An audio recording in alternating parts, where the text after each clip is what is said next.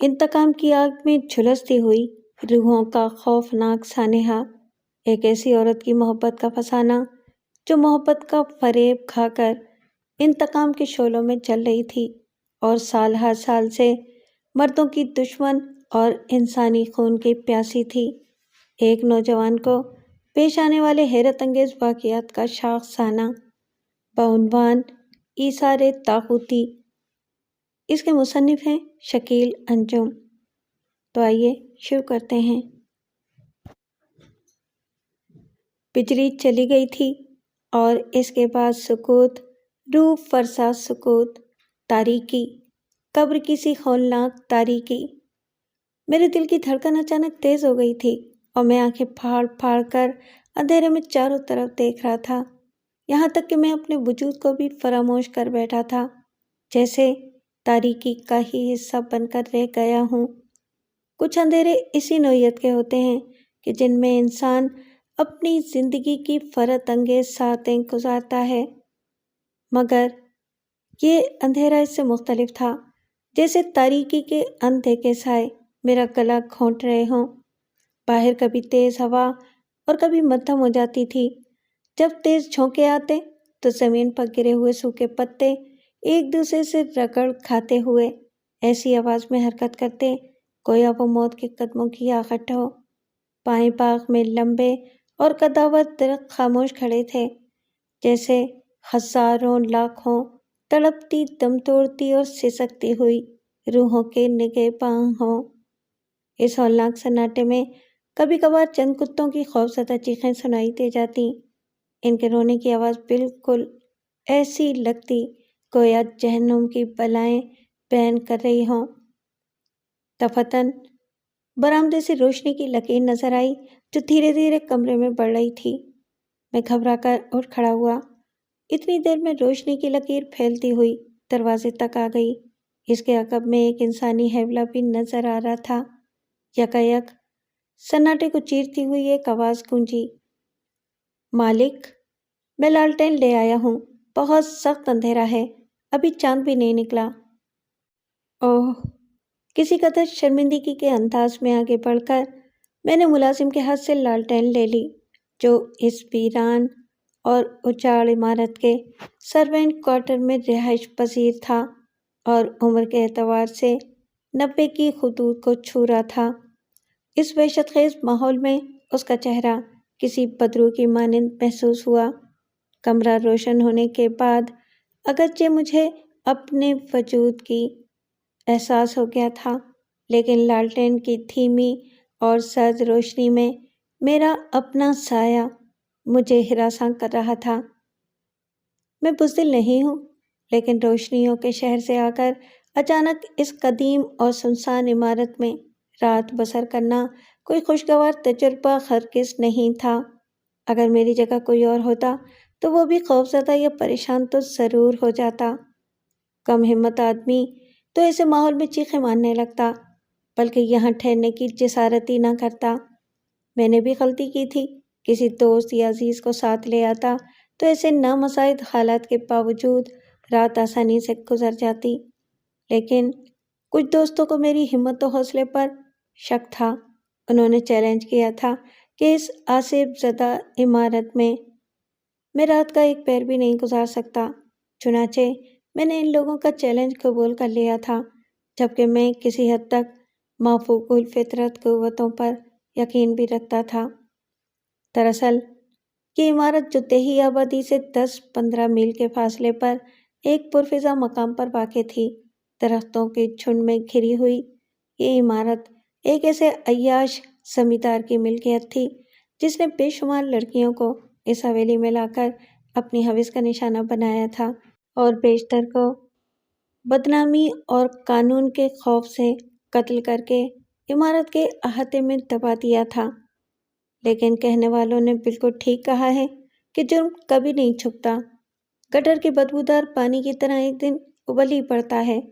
چنانچہ زمیندار کے کرتوت بھی منظر عام پر آ گئے اور قانون نے اسے اپنی گرفت میں جکڑ لیا اور بے شمار اغوا، نوخیز لڑکیوں کے ساتھ زیادتی اور قتل کے جرم میں اسے پھانسی کی سزا دے دی گئی اور تمام جائیداد بحق سرکار ضبط کر لی گئی۔ اس واقعے کو 12 برس گزر چکے تھے۔ اسی دوران یہ عمارت مکفل رہی۔ خوبصورت چمن اور باغ اجڑ چکا تھا، بیرونی دیواروں پر کائی جم گئی تھی اور اندر کی حالت بھی قابل تعریف نہیں تھی۔ جگہ جگہ چمگاڈروں اور جنگلی کبوتروں نے بسیرا کر لیا تھا۔ حکومت نے بوڑھے ملازم کو عمارت کی نگہبانی کے لیے یہاں رکھ چھوڑا تھا۔ اس میں اتنی قوت ہی نہیں تھی کہ عمارت کی مناسب دیکھ بھال کر سکتا۔ بہرحال 12 سال بعد حکومت کو وہ عمارت نیلام کرنے کا خیال آیا۔ زمیندار کے کرتوتوں کے سبب عمارت پہلے ہی آسیب زدہ مشہور ہو گئی تھی، لہٰذا بولی لگانے والوں نے زیادہ سرگرمی کا مظاہرہ نہیں کیا، لہٰذا بہت کم داموں پر بولی میرے نام چھول گئی، جس کے نتیجے میں اس وقت میں یہاں موجود تھا۔ اور یہ میری بد نصیبی تھی کہ ہوا اور بارش کا طوفان بھی اسی دن کے لیے رہ گیا تھا۔ دوسرے لوگوں کی طرح میں یہ بات نہیں کہوں گا کہ مافوق الفطرت قوتوں پر یقین نہیں رکھتا۔ قرآن کے مطابق ہماری دنیا ہی میں جنات موجود ہیں، شیطان بھی موجود ہے، اس کے بے شمار چیلے بھی موجود ہیں جو گروہ در گروہ پوری دنیا میں پھیلے ہوئے ہیں اور خلق خدا کو شیطانی جال میں پھانسنے کی کوشش کرتے رہتے ہیں۔ ان کے انداز مختلف ہوتے ہیں لیکن مقصد ایک ہی ہوتا ہے۔ رہی بدروحوں کی بات، تو روح کے فلسفے کو اسلام، عیسائیت، ہندو مت، غرض ہر مذہب نے تسلیم کیا ہے۔ یہاں تک کہ ہندو دھرم میں تو آواگون کا سلسلہ بھی موجود ہے، جس کی روح سے ایک شخص مرنے کے بعد مختلف اشکال میں بار بار جنم لیتا ہے، وہ بار بار مرتا ہے۔ میں آواگون کے فلسفے پر بحث نہیں کرنا چاہتا، لیکن ایک مسلمان ہونے کی حیثیت سے میں راسخ العقیدہ ہوں کہ جسد خاکی فنا ہو جاتا ہے لیکن روح کبھی نہیں مرتی، وہ جسم میں سے نکل کر عالم برزخ کی جانب پرواز کر جاتی ہے۔ میں نے سنا ہے کہ ان میں سے بعض سرکش اور بے چین روحیں زمین کے گرد منڈلاتی اور بھٹکتی رہتی ہیں اور خلق خدا کے لیے مصیبت و پریشانی پیدا کرتی رہتی ہیں، اور غالباً انہی کو بدارواح کہا جاتا ہے۔ ہو سکتا ہے کہ آپ میرے خیال سے متفق نہ ہوں، بہت سے لوگ نہیں ہوں گے اور بہت سے افراد میری رائے سے مکمل اتفاق کریں گے۔ بہرحال آج جب کہ سائنس نے بے پناہ ترقی کر لی ہے، نئے نئے انکشافات اور نت نئے تجربات ہو رہے ہیں، تو دنیا کے کسی سائنسدان نے یہ دعویٰ نہیں کیا کہ روح کا وجود باطل ہے۔ شیطان کا تصور وہاں بھی کسی نہ کسی شکل میں موجود ہے۔ غرض کوئی شخص بھی قطعیت کے ساتھ یہ نہیں کہہ سکتا کہ لاکھوں مافوق الفطرت واقعات جو پڑھنے اور سننے میں آتے ہیں وہم، تصور اور غیر متوازن دماغوں کی اختراع ہیں۔ ان میں کہیں نہ کہیں کسی بھی ایک واقعے میں حقیقت ضرور پنہا ہے۔ عالمگیر روایات اس امر کی داعی ہیں کہ انسان کے یہ اعتقادات محض توہمات اور قیاسات کا نتیجہ نہیں ہیں، بلکہ ان کی بنیاد حقائق پر مبنی ہے جن کا انکشاف خدا کی طرف سے ولیوں اور پیغمبروں کے ذریعے انسانی شعور پر ہوتا رہا ہے۔ ان دلائل سے ثابت ہوا ہے کہ دنیا میں صرف اور صرف دو قوتیں ہیں اور ہر طرف انہی کی کار فرمائی نظر آتی ہے، یعنی خیر کی قوت اور شر کی قوت۔ خیر و شر کی ان متضاد قوتوں کے درمیان ازل سے جنگ جاری ہے اور ابد تک جاری رہے گی۔ آپ یقیناً بور ہو رہے ہوں گے کہ اصل کہانی کے بجائے میں خیر و شر کی قوتوں کا فلسفہ بیان کرنے بیٹھ گیا۔ تو جناب، خیر و شر کی قوتوں کی اصطلاح میری اپنی نہیں ہے، دنیا کا کاروبار انہی دو قوتوں کے زیر اثر چلتا ہے۔ میرے ساتھ جو حیرت انگیز اور ناقابل یقین واقعات پیش آئے ہیں، تو میرا ذہن آج تک ان کی توجیہ پیش نہیں کر سکا ہے، شاید آپ کا دماغ توجیہ پیش کر سکے۔ بوڑھا ملازم لالٹین رکھ کر چلا گیا تو میں نے گلاس اٹھایا اور پانی کے چند گھونٹ پی کر حلق تر کیا، پھر بستر ٹھیک کیا اور نیم تراز ہو گیا۔ میں بہت سی کتابیں اپنے ساتھ لایا تھا، ان میں سے ایک کتاب اٹھا لی، لیکن چونکہ روشنی ناکافی تھی اس لیے کتاب رکھ دی اور ادھ کھلی کھڑکی سے باہر کی طرف دیکھنے لگا، جہاں تناوت درختوں کی شاخیں بے تران جھول رہی تھیں اور سائیں سائیں کی آوازیں پیدا کر رہی تھیں जिन्होंने ने माहौल को खासा पुरस्कार बना दिया था। यकायक हवा का एक झोंका अंदर दाखिल हुआ और लालटेन भड़क कर बुझ गई। मैं और मेरे साथ पूरा माहौल एक मरतबा फिर तारीकी में डूब गया। बिजली अभी तक आई नहीं थी। हालांकि काफ़ी मुद्दत गुजर जाने के बायस इस इमारत की बिजली मुनक़ते थी, जो मैंने बड़ी कोशिशों से बहाल कराई थी। लेकिन बिजली की ये आंख मिचौली अब बड़ी तकलीफ से महसूस हो रही थी। लालटेन दोबारा रोशन करने के लिए मैं जेब में माचिस तलाश करने लगा, लेकिन इसी वक्त लाइट आ गई और मुझे यूँ महसूस हुआ कि जैसे कब्र की तारीकी से निकलकर सूरज की तेज़ रोशनी में पहुंच गया हूँ। अगरचे मैं इस पुरहौल इमारत में क़याम करने पर मजबूर नहीं था, लेकिन एक तो तूफ़ान बादोबारा ने मेरा रास्ता रोक लिया था और दूसरे मुझे दोस्तों का चैलेंज भी याद था। यूँ भी मैंने बड़ी पुरतजस्सुस शख्सियत पाई थी। इस वक्त तक चैन नहीं पड़ता था ताकि इस मामले की तह तक ना पहुंच जाऊं। लाइट आने के बाद मैंने कमरे का दरवाज़ा बंद कर दिया, लेकिन ताज़ा हवा की गर्ज से अब भी खिड़की खुली रहने दी।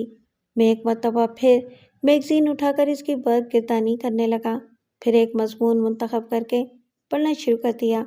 मज़मून दिलचस्प था, इससे वक्त गुजरने का एहसास ही नहीं हुआ, और जब मैंने कलाई पर बंधी हुई घड़ी देखी तो रात के 12:15 बज रहे थे। किताब बंद करके मैंने लाइट ऑफ की और ज़ीरो पावर का बल्ब रोशन कर दिया। खिड़की मैंने खुली रहने दी थी ताकि कमरे में हफ्स ना हो। मैं आंखें बंद करके बिस्तर पर सोने के लिए लेट गया। ग़ालिबन नई जगह की वजह से नींद नहीं आ रही थी। फिर दिल में ये एहसास भी था कि इमारत आसेब ज़दा है। ज़रा देर बाद चांद निकल आया और हर तरफ मध्यम रोशनी फैल गई। मध्यम इसलिए कि चांद अभी बुलंदी पर नहीं आया था। खिड़की के रास्ते चांदनी की एक चौड़ी पट्टी अंदर दाखिल हो रही थी, जो मेरे बिस्तर से तकरीबन 3 फीट के फासले पर फर्श पर पड़ रही थी। चांदनी की इस पट्टी में ऐसी कोई बात नहीं थी जो मुझे खौफज़दा करती या अपनी जानिब मुतवज्जा करती, लेकिन हुआ ये कि ज़रा देर बाद ही मुझे चौंक कर इस जानिब मुतवज्जा होना पड़ा। चांदनी की इस पट्टी पर एक साया हरकत करता हुआ महसूस हुआ। मेरी आंखें नींद से बोझल हो रही थीं। इसके अलावा परछाई भी कुछ वाज़ेह नहीं थी। चुनांचे यही सोचा कि कोई दरख्त की कोई शाख हवा के ज़ोर से हिल रही है, जिसका मुतहर्रिक साया चांदनी की पट्टी पर पड़ रहा है। चुनांचे मैं मुतमईन होकर सोने का इरादा किया, लेकिन दूसरे लम्हे में चौंक कर बिस्तर पर उठ बैठा। मैंने गौर से देखा तो वो मुतहर्रिक साया दरख्त की टहनी का महसूस नहीं हुआ। चांदनी की पट्टी में एक इंसानी हाथ नहायत वाज़ेह तौर पर हरकत करता हुआ नजर आ रहा था। पुश्त की रगें खूब उभरी हुई थीं, उंगलियां लंबी, पतवज़ा और मुड़ी तुड़ी सी थीं, जैसे वो इस्तक़वानी हाथ हो, मगर इस्तक़वानी हाथ में रगें नहीं होती, जबकि इसमें रगें मौजूद थीं और खून से भरी हुई थीं। आधी रात के वक्त इस वीरान इमारत में मकरूहात को देखकर मेरे जिस्म में खौफ की लहर दौड़ गई। फिर अचानक वो घिनौना हाथ गायब हो गया और अब फर्श पर सिर्फ चांद की पट्टी नजर आ रही थी। मैंने सोचा कि बहुत मुमकिन है कोई शख्स खिड़की के करीब खड़ा हुआ हाथ हिलाकर मुझे खौफज़दा करने की कोशिश कर रहा हो। मैं दौड़कर खिड़की के करीब चला गया, इधर उधर नजर दौड़ाई, लेकिन इंसान तो कुजा, कोई चमगादड़ तक उड़ती हुई दिखाई नहीं दे रही थी। कुछ वक्त खिड़की के पास ठहरकर मैं बिस्तर की तरफ लौट आया। यकायक ख्याल आया कि अगर किसी शख्स का मकसद मुझे खौफज़दा ही करना है, तो वो सामने वाले दरख्त पर भी हो सकता है, जो खिड़की से बहुत करीब है और ऐसे ज़ाविये पर है कि वहाँ से कोई शख्स इस किस्म की हरकत कर सकता है। मैंने बिजली की सूरत के साथ अपने सफरी बैग में से टार्च निकाली और फिर खिड़की की तरफ बढ़ना ही चाहता था कि ठिठक जाना पड़ा। वो कराहियत आमेज़ हाथ कमरे में आती हुई चांदनी की रोशनी में फिर लहराता हुआ नजर आ रहा था। मैं लपक कर खिड़की के करीब पहुंचा, मगर हर तरफ सन्नाटे का राज था। कहीं भी किसी मुतनफ़्फ़स का वजूद नजर नहीं आ रहा था। अगरचे चांदनी में दरख्त नुमायां नजर आ रहे थे और वहाँ कुछ दिखाई नहीं दे रहा था।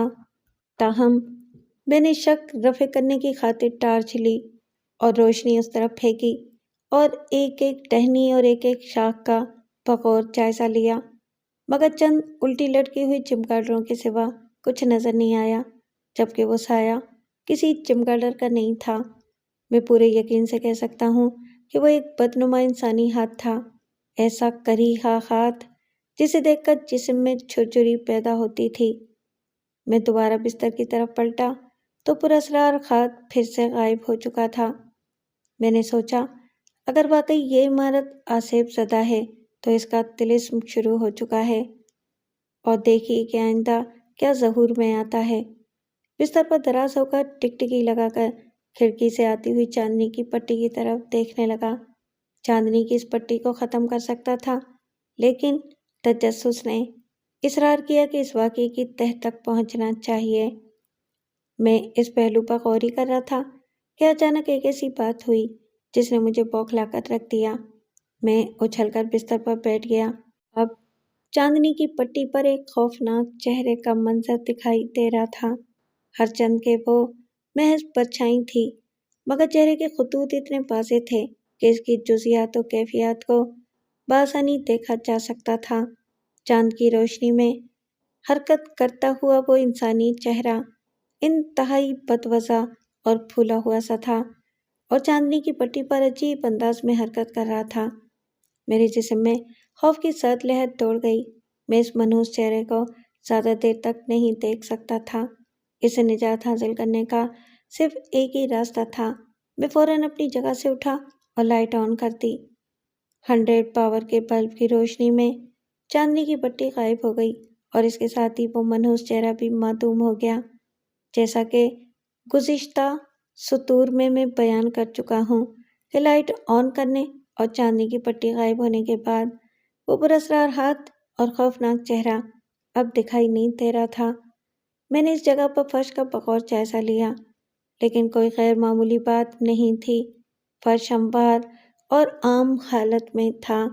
میرا تجسس بڑھ گیا اور دل میں یہ خواہش مچلنے لگی کہ لائٹ بجھا کر دیکھوں آیا وہ پرہیبت ناک چہرہ چاندنی کی پٹی پر نمودار ہوتا ہے یا نہیں۔ اس خیال کے تحت میں نے سوئچ آف کر دیا۔ کمرے میں تاریکی پھیل گئی اور اس کے ساتھ ہی چاندنی کی پٹی فرش پر نمودار ہو گئی، جو پہلے سے بھی زیادہ نمایاں تھی، کیونکہ چاند اب کافی اونچائی پر آ گیا تھا اور اس کی روشنی تیز ہو گئی تھی، لیکن اب نہ وہ مکروہ ہاتھ نظر آ رہا تھا اور نہ ہی وہ خوفناک چہرہ۔ آخر تھک کر میں دوبارہ بستر پر دراز ہو گیا۔ میں ٹھیک سے لیٹنے بھی نہ پایا تھا کہ اچانک وہ کریہا چہرہ دوبارہ چاندنی کی پٹی پر نظر آ گیا، وہ پھولا ہوا سا خوفناک اور بدوضع چہرہ۔ میں کچھ دیر بستر پر پڑا اسے گھورتا رہا، پھر دل مضبوط کر کے اس کے قریب چلا گیا اور اسی وقت وہ چہرہ غائب ہو گیا۔ چند لمحے بھی نہ گزرے تھے کہ ایک بھیگی ہوئی سی تیز سردی کمرے میں پھیلنے لگی۔ اس کے ساتھ ہی مجھے شدید تاپن کا احساس ہوا، ایسی بدبو جو کسی سڑی ہوئی لاش سے پھوٹتی ہے۔ بو اتنی تیز تھی کہ مجھے ناک پر رومال رکھنا پڑا۔ بدبو جلدی ختم ہو گئی۔ وہ شیطانی چہرہ بھی کافی دیر تک دکھائی نہیں دیا۔ میں چاہتا تو کھڑکی بند کر کے اس سے نجات حاصل کر سکتا تھا یا بتی جلتی رہنے دیتا، لیکن تجسس اور درپردہ راز جاننے کی خواہش میں بڑی عجیبی ہے جو خوف کو بھی خاطر میں نہیں لاتی۔ چنانچہ میں خوف زدہ ہونے کے باوجود میرے دل کے کسی گوشے میں یہ آرزو مچل رہی تھی کہ وہ پراسرار ہاتھ کریہا چہرہ ایک بار پھر چاندنی کی پٹی پر نظر آئے، شاید وہ خبیث سایہ۔ میرے دل کا حال جانتا تھا، کیونکہ چاندنی کی پٹی پر رکے ہوئے ظاہر ہونے میں زیادہ دیر نہیں لگی۔ اس مرتبہ وہ اپنی تمام خباثتوں کے ساتھ نمودار ہوا تھا۔ پولیس نے اس جانب کوئی توجہ نہیں دی؟ میں نے پوچھا۔ پولیس نے کئی مرتبہ چھاپے مارے، بوڑھا ملازم بتانے لگا، لیکن بابو صاحب، جس کی ایک جیب میں پیسہ ہوتا ہے اس کی دوسری جیب میں قانون بھی ہوتا ہے۔ بڑی عقل مندی کی بات کہی ہے تم نے، میں نے تائید کی، مگر زمیندار پکڑا کیسے گیا؟ جب ملک میں مارشل لا لگا تو جن لوگوں کی لڑکیاں اغوا کی گئی تھیں انہوں نے رپورٹیں درج کرائیں، لہٰذا ملٹری فوراً حرکت میں آ گئی اور زمیندار کو رگے ہاتھوں گرفتار کر لیا گیا۔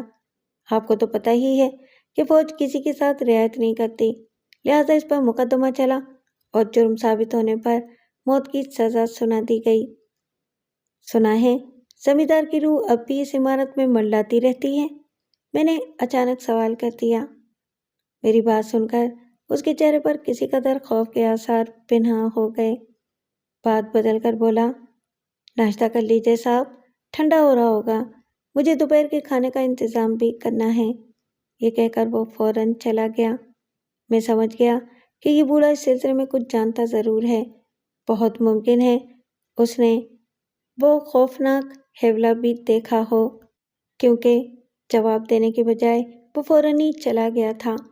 غالباً کوئی خوفناک بات بتا کر وہ مجھے فکر و تردد میں مبتلا نہیں کرنا چاہتا تھا۔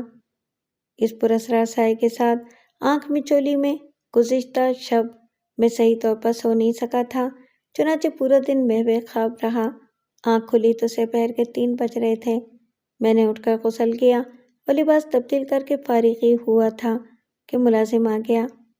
مالک، آپ گہری نیند سو رہے تھے، اس وجہ سے کھانے کے لیے نہیں اٹھایا، اب کہیں تو کھانا لے آؤں؟ ضرور لے آؤ بابا، بھوک بھی لگی ہے، اور ہاں بازار سے مزید سامان بھی لے آنا، اور میرے لیے سگریٹ بھی، اگر پیسے ختم ہو گئے ہوں تو اور لے لو۔ نہیں مالک، ابھی بہت پیسے ہیں میرے پاس، کل ہی تو لیے ہیں۔ ذرا دیر بعد ملازم کھانا لے آیا، جو خاصی حد تک معقول تھا۔ کھانے سے فارغ ہو کر میں باغ میں چلا گیا اور ان درختوں کو بغور دیکھنے لگا جہاں سے وہ منحوس چہرہ چاندنی کی پٹی پر نمودار ہوتا تھا۔ آسمان پر بادل چھائے ہوئے تھے، جبکہ گزشتہ شب مطلع صاف تھا۔ ذرا دیر بعد بوندا باندی شروع ہو گئی اور میں اپنے کمرے میں واپس آ گیا۔ شام تک بادل خوب گہرے ہو گئے، مگر تیز بارش نہیں ہوئی۔ کمرے میں پہنچ کر میں کچھ دیر ایک کتاب پڑھتا رہا، پھر بور ہو کر عمارت سے باہر آ گیا اور بے مقصد ادھر ادھر گھومتا رہا۔ جب اندھیرا پھیلنے لگا تو میں پھر اپنے کمرے میں واپس آ گیا۔ چونکہ سورج غروب ہوئے کافی دیر ہو گئی تھی، اس لیے کمرے میں خاصی تاریکی تھی۔ میں نے سوئچ بورڈ کی جانب ہاتھ بڑھایا اور ابھی لائٹ آن نہیں کی تھی کہ اسی لمحے دروازے میں کسی کی موجودگی کا احساس ہوا۔ میرا بڑا ہوا ہاتھ غیر ارادی طور پر نیچے گر گیا اور یوں محسوس ہوا جیسے خون رگوں میں منجمد ہو کر رہ گیا ہو۔ میں نہیں کہہ سکتا کہ وہ حقیقت تھی یا میرے ذہن کی اختراع۔ بہرحال وہ شیطانی حیولہ دونوں بازو پھیلائے اس انداز میں دروازے کے درمیان کھڑا تھا، گویا مجھے دبوچ لینا چاہتا ہو۔ اس وقت میں اس کے پورے وجود کو دیکھ رہا تھا۔ اس کا گھناؤنا چہرہ واضح طور پر نظر آ رہا تھا اور ایسا لگ رہا تھا کہ وہ اپنی سپاٹ اور بے نور آنکھوں سے ٹکٹکی لگائے مجھے گھور رہا ہے۔ دہشت کی وہ گھڑیاں صدیاں بن کر رہ گئی تھیں۔ وہ عفریت دروازے پر جمع کھڑا تھا اور میرے فرار کا راستہ مسدود کر دیا تھا۔ مجھے اس بات کا بھی احساس تھا کہ وہ شیطان کسی وقت بھی اپنے استخوانی ہاتھوں سے میرا گلا گھونٹ سکتا ہے۔ یکایک کمرے کے روح فرسا سناٹے میں آواز گونجی، مالک، کیا بات ہے؟ آپ نے لائٹ کیوں بند کر رکھی ہے؟ مجھے اپنے وہم، اپنی حماقت اور اپنی بزدلی کا شدید احساس ہوا۔ در حقیقت میں فریب نظر کا شکار ہو گیا تھا۔ میری نظروں کے سامنے کوئی طاغوتی قوت نہیں تھی، وہ بیچارہ بوڑھا ملازم تھا جو کسی ضرورت کے تحت میرے کمرے میں آیا تھا، اور میرے شہزادہ ذہن نے اسے گزشتہ رات والا بدہیت حیولہ سمجھ لیا تھا۔ میں نے سوچا، یہ وہم بھی کتنا قوی اور اثر انگیز ہوتا ہے کہ ذہن پر پردہ سا پڑ جاتا ہے اور کھلی ہوئی آنکھیں بھی صاف دھوکہ کھا جاتی ہیں۔ انسان کچھ اور ہوتا ہے اور نظر کچھ اور آتا ہے۔ لوگ اسی طرح خوفزدہ ہو جاتے ہیں، جسے میں تاریکی میں بوڑھے ملازم کو اپنی جیتی جاگتی آنکھوں سے بدرود سمجھ رہا تھا۔ دراصل جب ذہن کسی چیز کے زیر اثر ہو تو ہر سمت وہی چیز دکھائی دیتی ہے۔ نظریں بڑا دل فریب دھوکہ کھاتی ہیں۔ بابو صاحب، کسی چیز کی ضرورت تو نہیں ہے؟ بوڑھے ملازم نے دریافت کیا۔ مجھے کسی چیز کی حاجت نہیں ہے، میں نے خشک لہجے میں کہا، کیونکہ اس وقت اس کی آمد ناگوار گزرتی تھی۔ تاریکی میں نمودار ہو کر اس نے خواہ مجھے ڈرا دیا تھا۔ ملازم کے جانے کے بعد میرا ذہن ایک مرتبہ پھر خیالات کی آماج کا بن گیا۔ میں سوچنے لگا، بلکہ یقین ہو گیا کہ وہ بدحیات چہرہ اور استقوانی ہاتھ میرے خوف زدہ ذہن کی پیداوار ہیں۔ اس عمارت کی پراسراریت نے شاید میرے ذہن میں ایک ڈراؤنی شبیہ تشکیل دی ہو، جسے میں تصور کی آنکھوں سے دیکھتا رہا اور حقیقت سمجھتا رہا، کیونکہ میرے ذہن میں پہلے ہی یہ بات بٹھا دی گئی تھی کہ عمارت آسیب زدہ ہے اور بداروا کا مسکن ہے۔ یہی وجہ ہے کہ تاریکی میں کچھ دیر پہلے ملازم کا چہرہ بھی تصوراتی شبیہ میں ڈھل گیا تھا۔ میں نے دروازہ بولڈ کیا اور بستر پر دراز ہو کر ایک کتاب کی پاکدانی شروع کر دی۔ اب میرا خوف بڑی حد تک دور ہو گیا تھا۔ میں نے رسالے کا تقریباً ایک صفحہ پڑھا تھا کہ اچانک رات کے سناٹے میں وہی ہلکے قدموں کی چاپ اور لباس کی سرسراہٹ سنائی دی۔ یہ آواز دروازے کے باہر راہداری سے آئی تھی اور بہت واضح تھی۔ میں نے کان لگا کر سننے کی کوشش کی، مگر وہ دوبارہ آواز سنائی نہیں دی۔ چنانچہ میں اسے اپنا وہم سمجھا اور دوبارہ مطالعے میں مصروف ہو گیا۔ لیکن ابھی 5 منٹ بھی نہیں گزرے تھے کہ دروازے کے باہر نسوانی ہنسی کی ہلکی آواز سنائی دی۔ آواز بہت واضح تھی۔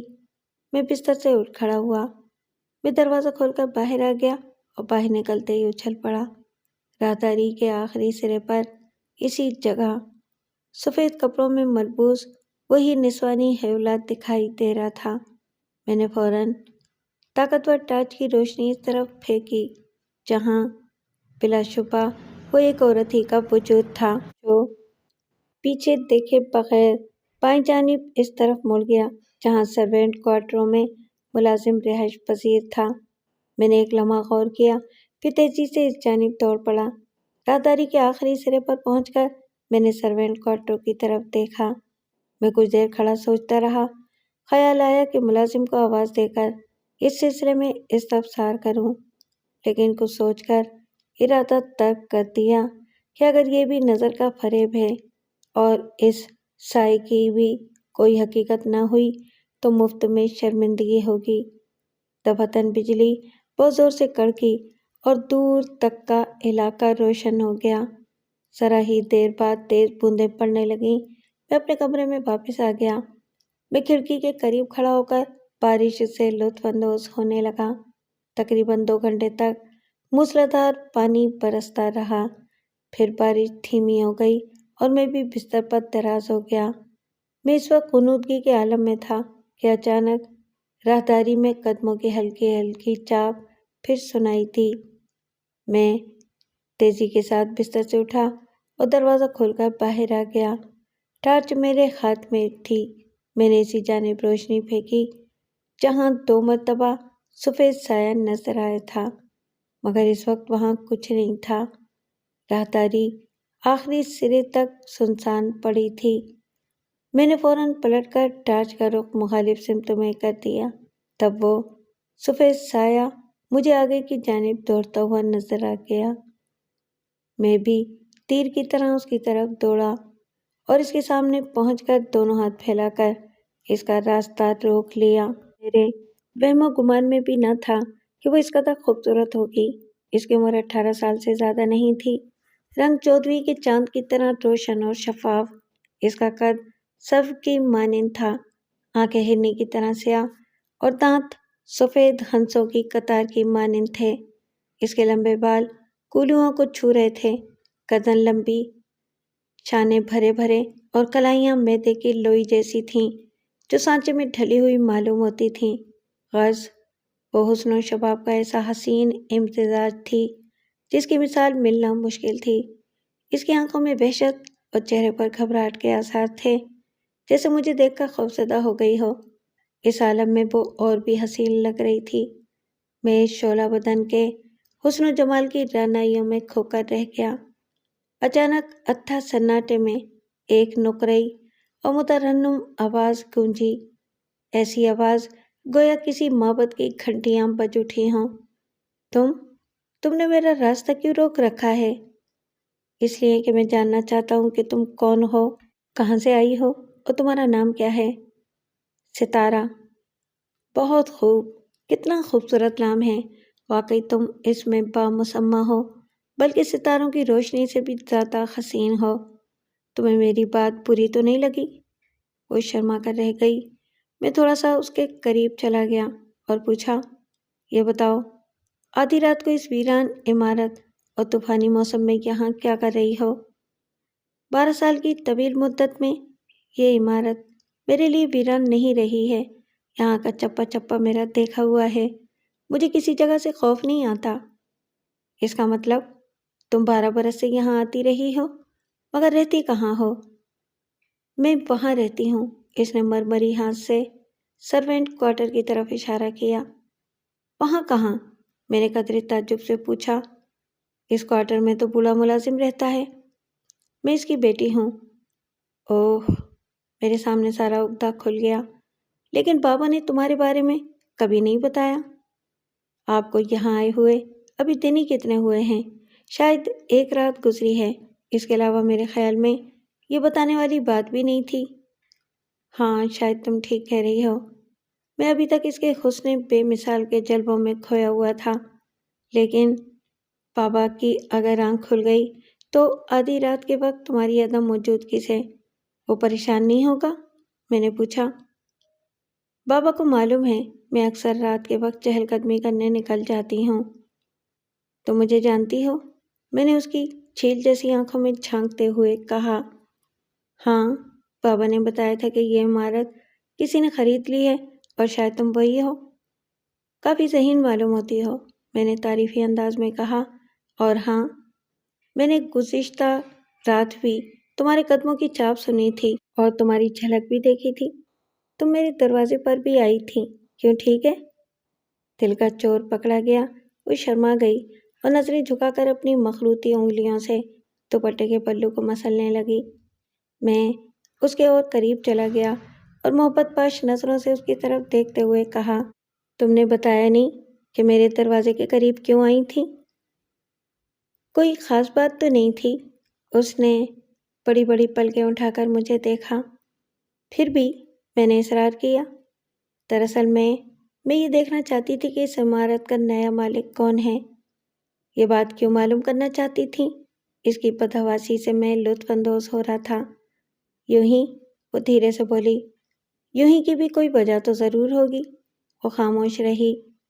یہ جان کر میری مسرت کی انتہا نہ رہی کہ وہ پریوش میرے بارے میں کچھ جاننے کی خواہش مند تھی۔ اب تو معلوم ہو گیا کہ عمارت کا نیا مالک کون ہے۔ میں نے انگلی کا ہوک بنا کر اس کی تھوڑی اوپر اٹھا دی۔ اس نے برا نہ منایا، نہ مزاحمت کی، اور ہم دونوں ایک دوسرے کی آنکھوں میں ڈوب گئے۔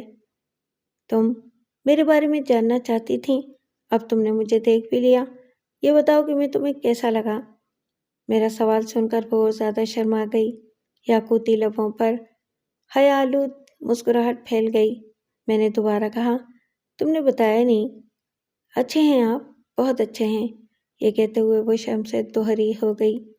اگرچہ میں عورتوں کے معاملے میں بہت شرمیلا واقع ہوا ہوں، یوں بھی وہ پہلی ملاقات تھی، لیکن نہ معلوم مجھ میں اتنی جرأت کہاں سے آ گئی کہ میں نے اس کی شفاف کلائی تھام لی اور التجا آمیز لہجے میں کہا، اگر تمہیں اعتراض نہ ہو اور مجھ پر اعتماد کر سکتی ہو تو میرے کمرے تک چلو، وہاں اطمینان سے کچھ دیر گفتگو ہوگی۔ اس کے چہرے پر شیش و پنج کے آثار نمایاں ہو گئے، جیسے کوئی فیصلہ نہ کر پا رہی ہو۔ اس کی تسلی کی خاطر میں نے کہا، ستارہ، مجھ پر بھروسہ کرو، میں برا آدمی نہیں ہوں، تمہارے بابا کو شکایت کا موقع نہیں دوں گا، مہذب، شریف اور تعلیم یافتہ ہوں اور خواتین کا احترام کرنا جانتا ہوں۔ اس کے چہرے پر رضامندی کے آثار نمایاں ہو گئے۔ میں اسے لے کر اپنے کمرے کی طرف چلنے لگا۔ راستے میں اس نے پوچھا، تم نے تو اپنا نام بتایا ہی نہیں۔ میرا نام آفاق ہے۔ بہت اچھا نام ہے، اس نے تعریف کی۔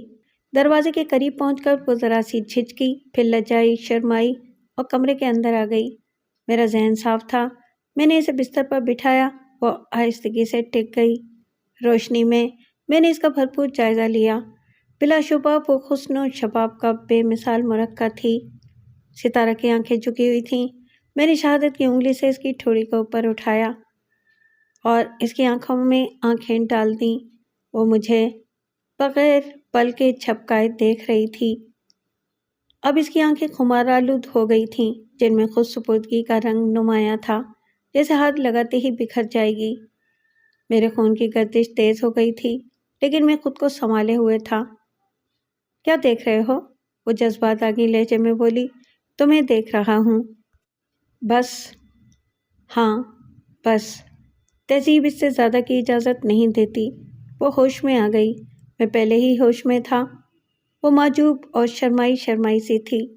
میرے ہاتھوں کی گرفت سے اپنی گداز کلائیاں چھڑا لیں اور پوچھنے لگی، کیا تم مجھ سے محبت کرتے ہو؟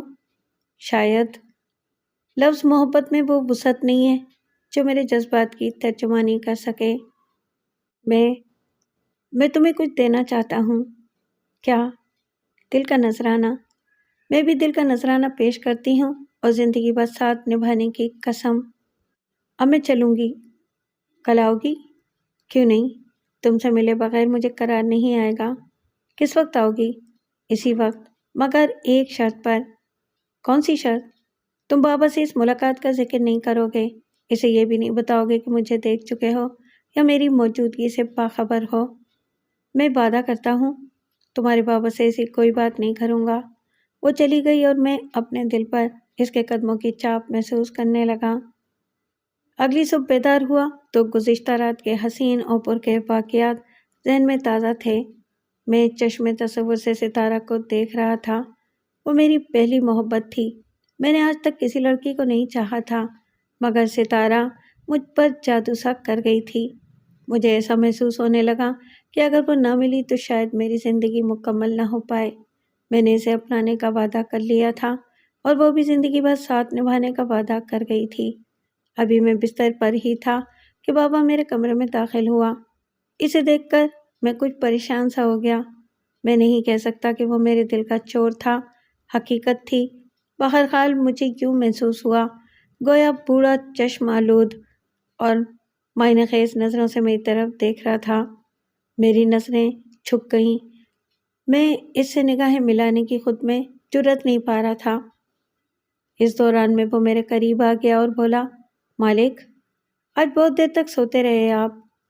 مجھے اس کے لہجے میں طنز کے نشتر چلتے ہوئے محسوس ہوئے، جیسے وہ جہاں دیدہ بوڑھا جانتا ہو کہ دیر سے اٹھنے کے سبب اس کے سوا کچھ نہیں ہے کہ رات اس کی بیٹی کے ساتھ راز و نیاز میں مصروف رہا ہوں۔ طبیعت کچھ ٹھیک نہیں تھی اور تو کوئی خاص بات نہیں، میں نے نظریں چرا کر کہا۔ بارش بھی بے تحاشا ہو رہی تھی۔ ہاں مالک، رات بہت زور کا میں برس رہا تھا، شاید کہیں بجلی بھی گری تھی۔ میں نے اس کی بات کا کوئی جواب نہیں دیا۔ وہ دوبارہ کہنے لگا، ناشتہ لے آؤں سرکار؟ ہاں لے آؤ۔ بابا کے جانے کے بعد میں نے اطمینان کی سانس لی اور مجھے یقین ہو گیا کہ اسے میری اور ستارہ کی ملاقات کا علم نہیں ہے۔ غرض یہ کہ ناشتے وغیرہ سے فارغ ہو کر میں باغ میں ٹہلنے نکل گیا۔ سرونٹ کوارٹر کے بھی کئی چکر لگائے، لیکن ستارہ کا دیدار نہ ہو سکا۔ دن نہایت بے چینی کے عالم میں کٹا۔ گھڑی کی سوئیاں 12 پر پہنچی تو یوں لگا جیسے 12 برس بیت گئے ہوں۔ اسی وقت درختوں کے عقب سے چاند نمودار ہوا اور آہستہ آہستہ باغ میں پھیلی ہوئی تاریکی کا طلسم ٹوٹنے لگا۔ چاند کو دیکھ کر دفعتاً مجھے اس مکروہ چہرے کا خیال آ گیا جو کھڑکی کے راستے چاندنی کی پٹی پر متحرک نظر آتا تھا اور مجھے خوفزدہ کرتا رہتا تھا۔ گو کہ کھڑکی تازہ ہوا کی غرض سے کھلی ہوئی تھی، لیکن میں نے لائٹ بھی آن کر کے رکھی ہوئی تھی، اس لیے فرش پر چاندنی کی پٹی کے نمودار ہونے کا سوال ہی نہیں ہوتا تھا۔ جی میں آئی کہ لائٹ آف کر کے دیکھوں کہ آیا آج بھی وہ خوفناک شبیہہ نظر آتی ہے یا محض میرے وہم کا کرشمہ تھا۔ میں نے سوچا جہنم میں جائے وہ خبیث چہرہ، مجھے ستارہ کا انتظار تھا۔ وقت بہت آہستہ آہستہ سرک رہا تھا۔ آخر کار 1:30 بج گیا اور اسی وقت اچانک بجلی چلی گئی۔ اندھیرے میں کمرے کے فرش پر چاندنی کی پٹی نمایاں نظر آ رہی تھی، لیکن وہ شیطانی شبیہہ وہاں نہیں تھی۔ میں نے اطمینان کا سانس لیا اور اپنی محبوبہ کی تلاش میں دروازے کی طرف چل دیا، کیونکہ تقریباً اسی وقت کل اس سے ملاقات ہوئی تھی۔ دروازے تک پہنچنے کے لیے مجھے چاندنی کی اسی پٹی کو عبور کرنا تھا، اور جو ہی میں اس جگہ پہنچا، یکلخت وہ مسخ شدہ چہرہ چاندنی کی پٹی پر نمودار ہو گیا۔ میں تیزی سے پیچھے ہٹ گیا۔ مجھے ایسا لگا تھا گویا وہ میری ٹانگوں سے چمٹ جائے گا اور فرش پر گرا کر مجھ پر سوار ہو جائے گا، میری ہڈیوں کا سرما بنا دے گا۔ وہ ہیبت ناک چہرہ آگے پیچھے دائیں بائیں مسلسل حرکت کر رہا تھا، جیسے رقص کر رہا ہو اور مجھے دہشت زدہ کرنے کی کوشش میں مصروف ہو۔ بلا شبہ اس وقت مجھ پر خوف طاری ہو گیا تھا، مگر خوف کی وہ کیفیت نہیں تھی جو گزشتہ رات تھی۔ غالباً اس کی وجہ یہ تھی کہ میں اسے دیکھنے کا عادی ہو گیا تھا۔ ایک بڑی مشکل یہ تھی کہ میں اس کا کچھ بگاڑ نہیں سکتا تھا، کیونکہ وہ ایک مادی چیز نہیں تھی، محض ایک سایہ تھا۔ مجھے اس بات کا بھی یقین ہو گیا کہ یہ میرا وہم ہرگز نہیں ہے، کوئی طاغوتی قوت مجھے اپنے دام میں پھانسنا چاہتی ہے۔ کیوں؟ کس لیے؟ یہ میں نہیں جانتا تھا، اس کا میرے پاس کوئی جواب نہیں تھا۔ یکایک کمرے کا دروازہ کھلا اور ستارہ پھولوں سے لدی ہوئی شاخ کی طرح لہراتی بل کھاتی والہانہ انداز میں اندر داخل ہوئی۔ اسے دیکھ کر خوف کافور ہو گیا، تاہم اس کے اثرات چہرے پر ضرور رہے ہوں گے، کیونکہ وہ غور سے میرے چہرے کا جائزہ لینے لگی اور بولی، کیا بات ہے؟ تم کچھ پریشان نظر آ رہے ہو؟ میں نے چاندنی کی پٹی کی طرف نظر ڈالی، لیکن یہ دیکھ کر میری حیرت کی انتہا نہ رہی کہ وہ منحوس سایہ اب وہاں نظر نہیں آ رہا تھا۔ بتاؤ تو صحیح، معاملہ کیا ہے؟ مجھے حیران و شدت دیکھ کر ستارہ بھی پریشان ہو گئی۔ ایک بات بتاؤ ستارہ، تم اس عمارت میں 12 برس سے ہو، یہیں تم نے ہوش سنبھالا ہے، یہاں کے تمام حالات سے واقفیت رکھتی ہوگی۔ میں اس عمارت کے بارے میں ایک ایک بات جاننا چاہتا ہوں۔ ستارہ عجیب نظروں سے میری طرف دیکھنے لگی، جیسے سوال کا مفہوم سمجھنے کی کوشش کر رہی ہو۔ آخر کہنے لگی، پوچھو، مجھے جو کچھ اس عمارت کے بارے میں معلوم ہے ضرور بتاؤں گی۔ مجھے اس عمارت کے بارے میں بتایا گیا تھا کہ یہ آسیب زدہ ہے۔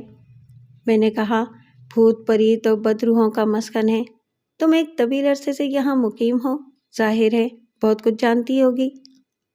میری بات سن کر ستارہ کے چہرے پر ایک لمحے کے لیے عجیب سا رنگ آ کر گزر گیا، پھر وہ کھلکھلا کر ہنس پڑی۔ یہ ہوائی کسی دشمن نے اڑائی ہوگی، یا ان لوگوں کو یہ بات پسند نہ ہوگی کہ تم یہ عمارت خریدو۔ میں نے پہلے بھی کہا تھا کہ اس عمارت کے چپے چپے اور گوشے گوشے سے واقف ہوں۔ مجھے تو کہیں ڈر نہ لگا اور نہ کوئی بدرو دکھائی دی۔ تم پورے یقین سے یہ بات کہہ رہی ہو؟ میں نے پوچھا۔ ہاں، پورے یقین کے ساتھ، مگر بتاؤ تو صحیح، تم نے یہاں کیا دیکھا؟ تمہیں کس چیز نے پریشان کر رکھا ہے؟ کھڑکی سے آئی ہوئی یہ چاندنی کی پٹی دیکھ رہی ہو؟ ہاں، تمہیں اس سے ڈر لگتا ہے؟ اس سے نہیں، بلکہ اس چاندنی کی پٹی پر تھرکنے والے بدہیئت اور منحوس سائے کا۔ کس کا سایہ؟ وہ حیران رہ گئی۔ ایک مرد کا سایہ، کریہ المنظر مرد، میں نے تفصیلات بتاتے ہوئے کہا۔ جو ہی فرش پر چاند کی پٹی پڑتی ہے، وہ فلم کی طرح نمودار ہو جاتا ہے اور عجیب عجیب زاویوں سے خوفناک حرکات کرنے لگتا ہے۔ وہ بڑا بھیانک چہرہ ہے، پھولا ہوا، مکروہ، مسخ شدہ اور بے جان سا۔ سب سے پہلے اس کا استخوانی ہاتھ نظر آیا تھا، پھر چہرہ دکھائی دیا، اور اب کبھی کبھی پورا وجود دکھائی دیتا ہے۔ بہرحال یہ بات چاند کی پٹی پر منحصر ہے، وہ جتنی بڑی ہوتی ہے، وہ منحوس چہرہ یا جسم بھی اس پر محیط ہوتا چلا جاتا ہے۔ ستارہ سوچ میں پڑ گئی، اس کی آنکھوں میں عجیب سی چمک تھی۔ وہ چاندنی کی پٹی کا بغور جائزہ لینے لگی، پھر تیزی سے کھڑکی کی طرف بڑھی اور گردن باہر نکال کر متلاشی نظروں سے ادھر ادھر دیکھنے لگی۔ تم کیا محسوس کر رہی ہو؟ ستارہ کی اس حرکت پر میں نے متجسس ہو کر پوچھا۔ کچھ نہیں، وہ جلدی سے بولی، مجھے کپڑا جلنے کی بو آ رہی تھی۔ تم نے سگریٹ پی کر بستر پر تو نہیں پھینک دی؟ نہیں، میں نے بہت دیر سے سگریٹ نہیں پی ہے۔ تم نے جو واقعات بیان کیے ہیں بلا شبہ وہ عجیب ہیں، ستارہ کھوئے ہوئے انداز میں کہنے لگی۔ میں سمجھتی ہوں کہ یہ تمہارا وہم ہے، ورنہ ان باتوں کا حقیقت سے کوئی تعلق نہیں ہے۔ تم پراسرار قوتوں پر یقین رکھتے ہو؟ ستارہ نے میری آنکھوں میں آنکھیں ڈال کر پوچھا۔ کسی حد تک، اور شاید بڑی حد تک۔ اگر یہ بات ہے تو وہ خوفناک چہرہ اس وقت چاند کی پٹی پر نمودار کیوں نہیں ہو رہا ہے؟ میں اس سلسلے میں کیا کہہ سکتا ہوں؟ تعجب ہے، تم تعلیم یافتہ ہو کر بھوت پریت پر یقین رکھتے ہو؟ تم یقین نہیں رکھتی؟ ہرگز نہیں، ستارہ وثوق سے بولی۔ سب قصے کہانیوں کی باتیں ہیں۔ میں کچھ کہنے ہی والا تھا کہ اسی وقت لائٹ آ گئی۔ میں نے تپائی پر رکھی ہوئی لالٹین گل کر دی۔ روشنی ہوتے ہی چاندنی کی پٹی بھی غائب ہو گئی۔ میں نے اس موضوع کو زیادہ چھیڑنا مناسب نہیں سمجھا۔ ستارہ کی قربت کے حسین لمحات اس مکروہ چہرے کی بھینٹ چڑھانا نہیں چاہتا تھا۔ میں نے محبت سے اس کی نرم و نازک کلائیاں تھام لیں۔ ستارہ کے انداز میں بھی بے پناہ والہانہ پن تھا۔ وہ میرے نزدیک تر آ گئی اور حالات اس قدر سنگین ہو گئے کہ کسی وقت بھی طوفان آ سکتا تھا، لیکن میں نے خود کو سنبھال لیا اور ستارہ کو بھی سنبھال لیا۔ سنو ستارہ، میں نے اس کی توجہ دوسری جانب مبذول کرانے کی کوشش کی۔ اگر رات میں کسی وقت بابا کی آنکھ کھل گئی اور انہوں نے تمہیں بستر پر موجود نہیں پایا اور وہ تمہیں تلاش کرتے کوارٹر سے نکل آئے اور اس نے تمہیں میرے ساتھ دیکھ لیا۔ میں نے ایک ہی سانس میں بہت سے خدشات کا اظہار کر دیا۔ بابا رات کو اٹھتا نہیں، ستارہ نے اطمینان دلایا، اور اگر اٹھ بھی گیا تو یہی سمجھے گا کہ میں حسب معمول باغ میں ٹہلنے گئی ہوں، اور اگر اس نے مجھے تمہارے ساتھ دیکھ بھی لیا تو وہ تمہیں شریف آدمی سمجھتا ہے اور اسے مجھ پر اعتماد بھی بہت ہے۔ اوہ، میں نے اس کا ہاتھ دبا کر کہا، تبھی اتنے اطمینان سے یہاں بیٹھی رہتی ہو؟ نہ آیا کروں؟ وہ اٹھلا کر بولی۔ نہیں نہیں، ایسا غضب نہ کرنا، میں نے جلدی سے کہا۔ بہرحال صبح کا ناشتہ خوب تھا، شاید تم نے خود تیار کیا تھا۔ ہاں، وہ سب چیزیں میں نے بڑی محنت سے تمہارے لیے پکائی تھیں۔ میں کتنا خوش قسمت ہوں کہ تم نے مجھ پر اتنی توجہ دی ہے اور اپنی محبت کے قابل سمجھا ہے۔ خود پر جتنا بھی ناز کروں کم ہے۔ پھر میں اسے دروازے تک چھوڑنے گیا۔ چلتے چلتے اس نے بڑی عجیب نظروں سے میری طرف دیکھا۔ میں اس کی نگاہوں کا مفہوم سمجھ نہیں سکا۔ بہرحال اس وقت تک اسے جاتے ہوئے دیکھتا رہا جب تک راہداری کے آخری سرے پر پہنچ کر وہ نظروں سے اوجھل نہیں ہو گئی۔ میں ستارہ کی محبت میں ایسا گرفتار ہوا تھا کہ دنیا کی ہر چیز کو فراموش کر بیٹھا تھا۔ ہر وقت اس کے تصور میں کھویا رہنا میرا مشغلہ بن گیا تھا۔ وہ ہر رات مجھ سے ملنے آتی اور ہم گھنٹوں راز و نیاز کی باتیں کرتے رہتے۔ میں نے جلد محسوس کر لیا کہ اس کے بغیر زندگی گزارنے کا تصور بھی نہیں کر سکتا۔ دوسری جانب ستارہ کی بھی یہی کیفیت تھی۔ میں نے سوچا 2-4 روز میں بابا سے ستارہ کے معاملے میں بات کرنا ہی پڑے گی۔ میں زیادہ دیر انتظار نہیں کر سکتا۔ میں نے کبھی کسی کو نہیں چاہا تھا، لیکن جب ستارہ کی محبت میں گرفتار ہوا تو دنیا کی ہر چیز سے بیگانہ ہو گیا۔ بابا اس بات سے بے خبر تھا کہ میں اس کی بیٹی کا طلبگار ہوں۔ اندیشہ یہ تھا کہ وہ میرے ساتھ ستارہ کی شادی کرنے سے انکار نہ کرتے، تاہم اس کی توقع نہیں تھی۔ بابا مجھے پسند کرتا تھا اور میری شرافت کا معترف بھی تھا۔ میں نے ستارہ سے اس موضوع پر بات کی تو وہ بولی، میں بابا کو اچھی طرح جانتی ہوں، انہیں مجھے سے بے پناہ محبت ہے، وہ میری پسند سے انحراف نہیں کریں گے۔ تو پھر آج ہی بات کروں تمہارے بابا سے؟ میں نے پوچھا۔ اتنی جلدی بھی کیا ہے؟ وہ خوبصورتی سے ٹال گئی۔ تم خود سوچو، شادی کے بعد یہ آزاد زندگی ہمیں میسر آ سکتی ہے؟ شادی کے بعد یہ انفرادیت کہاں باقی رہے گی؟ وہ تو زندگی کے آخری لمحوں تک کا سلسلہ ہے۔ دوسری حیران کن بات یہ تھی کہ جس دن سے ستارہ نے میرے کمرے میں قدم رکھا تھا، اس خوفناک حیولے کا چاندنی کی پٹی پر نمودار ہونا موقوف ہو گیا تھا۔ میں نے حسب سابق کئی بار آزمایا، مگر وہ بھیانک چہرہ ظاہر نہیں ہوا۔ ان حالات میں 2 باتیں ذہن میں آتی تھیں۔ پہلی یہ کہ ستارہ کے کہنے کے مطابق یہ میرا وہم ہے اور میں مسلسل فریب نظر کا شکار ہو رہا ہوں۔ دوسری وجہ یہ سمجھ میں آتی تھی کہ معصوم ستارہ میں حوروں کی جیسی تقدس موجود ہے، وہ نیکی اور سچائی کا کرشمہ ہے۔ اس کی موجودگی میں کوئی آسیبی قوت کمرے میں داخل نہیں ہو سکتی۔ ہر چند کے وہ منوس چہرہ اب چاندنی کی پٹی پر نمودار نہیں ہوتا تھا، لیکن کبھی کبھی رات کے پچھلے پہر جب پوری کائنات تاریکی میں ڈوبی ہوتی اور ستارہ بھی کمرے میں موجود نہیں ہوتی تھی، تو دروازے کے قریب قدموں کی بھاری چاپ سنائی دیتی تھی۔ شروع میں اسے بھی میں سماعت کا فریب سمجھا، لیکن جب تواتر سے یہ واقعات پیش آئے اور میں نے اس جانب بھرپور توجہ دی تو قدموں کی آواز واضح طور پر سنائی دی۔ وہ ستارہ کے قدموں کی آہٹ تو ہرگز نہیں تھی، میں اس کے پیروں کی چاپ کو دل کی دھڑکن کی طرح سنتا تھا اور محسوس کرتا تھا۔ میں نے کئی بار دروازے سے باہر نکل کر دیکھا، مگر کچھ نظر نہیں آیا۔ ستارہ سے اس کا تذکرہ کیا تو مجھے ڈرپوک کہہ کر بات کہے میں اڑا دی۔ ستارہ کے معاملے میں اب میں زیادہ انتظار نہیں کر سکتا تھا، میں اسے ہمیشہ کے واسطے اپنانے کے لیے بے چین تھا۔ اگرچہ ستارہ نے مجھے تاکید کر دی تھی کہ ابھی چند روز بابا سے رشتے کے بارے میں بات نہ کروں، لیکن میرے صبر کا پیمانہ لبریز ہو چکا تھا۔ چنانچہ ایک روز جب بابا جھاڑ پونچھ کی غرض سے میرے کمرے میں آیا اور اپنا کام ختم کر کے واپس جانے لگا تو میں نے اسے آواز دی۔ جی سرکار۔ وہ میرے سامنے مؤدب ہو گیا۔ میں تم سے کچھ کہنا چاہتا ہوں۔ بیٹھ جاؤ بابا۔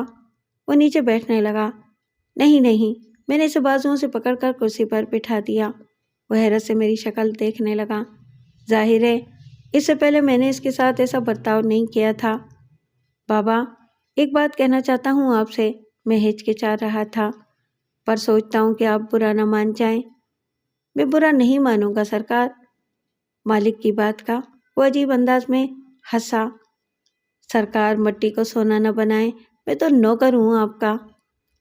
نہیں، آپ میرے بزرگ ہیں، باپ کی طرح آپ کی عزت و احترام کرتا ہوں۔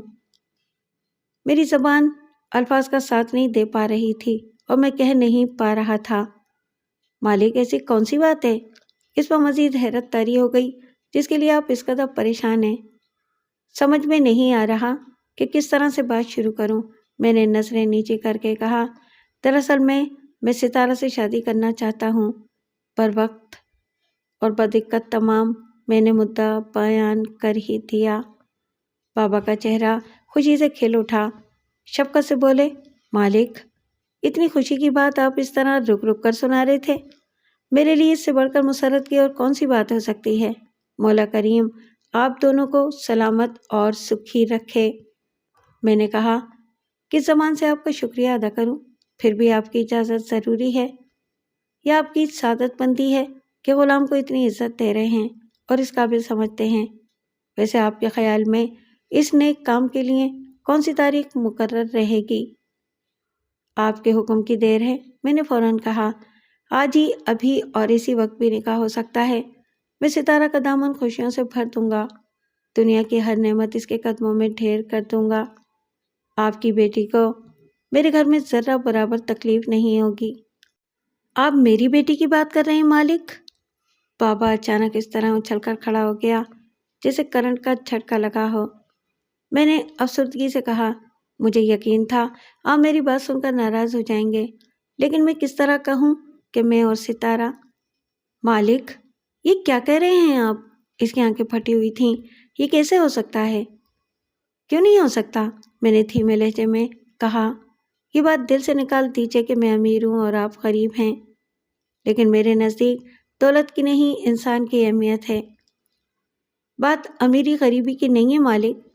تو پھر آپ کے دل میں یہ خیال ہوگا کہ میرے گھر والے ایک ملازم کی بیٹی کو قبول نہیں کریں گے اور زبردستی میری دوسری شادی کرا دیں گے۔ نہیں، ایسی کوئی بات نہیں ہے مالک۔ میں آپ کو کیسے یقین دلاؤں کہ میری کوئی بیٹی ہی نہیں ہے؟ کیا؟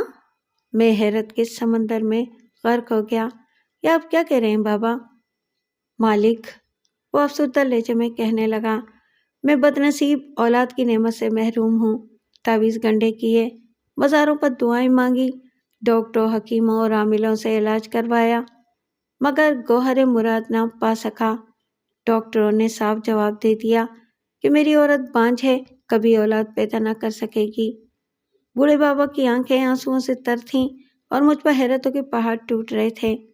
بابا نے میلی قمیض کے دامن سے اپنے آنسو خشک کیے اور دوبارہ کہنے لگا، کاش میری کوئی بیٹی ہوتی۔ شاید آپ نے خواب دیکھا ہے۔ یہ خواب بھی بڑے عجیب ہوتے ہیں، بعض اوقات ان پر حقیقت کا گمان ہوتا ہے۔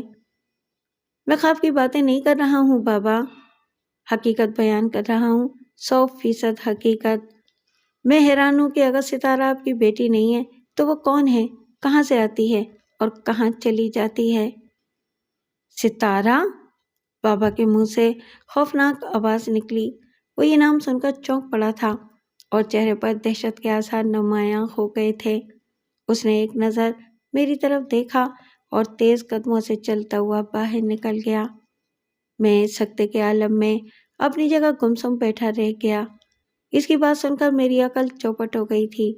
اس نے ستارہ کو اپنی بیٹی ماننے سے انکار کر دیا تھا، بلکہ اولاد سے محرومی اور اپنی بد نصیبی کا قصہ لے کر بیٹھ گیا تھا۔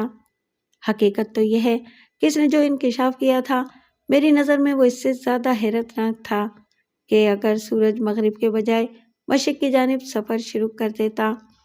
ستارہ کا نام سن کر بابا کی جو حالت ہوئی تھی، اس نے بھی مجھے حیرت میں ڈال دیا تھا۔ واقعہ یہ ہے کہ ستارہ میرے لیے چیستان بن گئی تھی۔ میں دن بھر عجیب و غریب حالت پر غور کرتا رہا، مگر کسی نتیجے پر پہنچ نہ سکا۔ اس کی شخصیت معمہ بن گئی تھی۔ اب رات ہونے اور ستارہ کی آمد کا مجھے شدت سے انتظار تھا۔ وہی اس رات سے پردہ اٹھا سکتی تھی، لیکن وقت تھا کہ کاٹے نہیں کٹ رہا تھا۔ پوری رات میری آنکھوں میں کٹ گئی۔ صبح کا اجالا پھیل گیا، مگر ستارہ نہیں آئی۔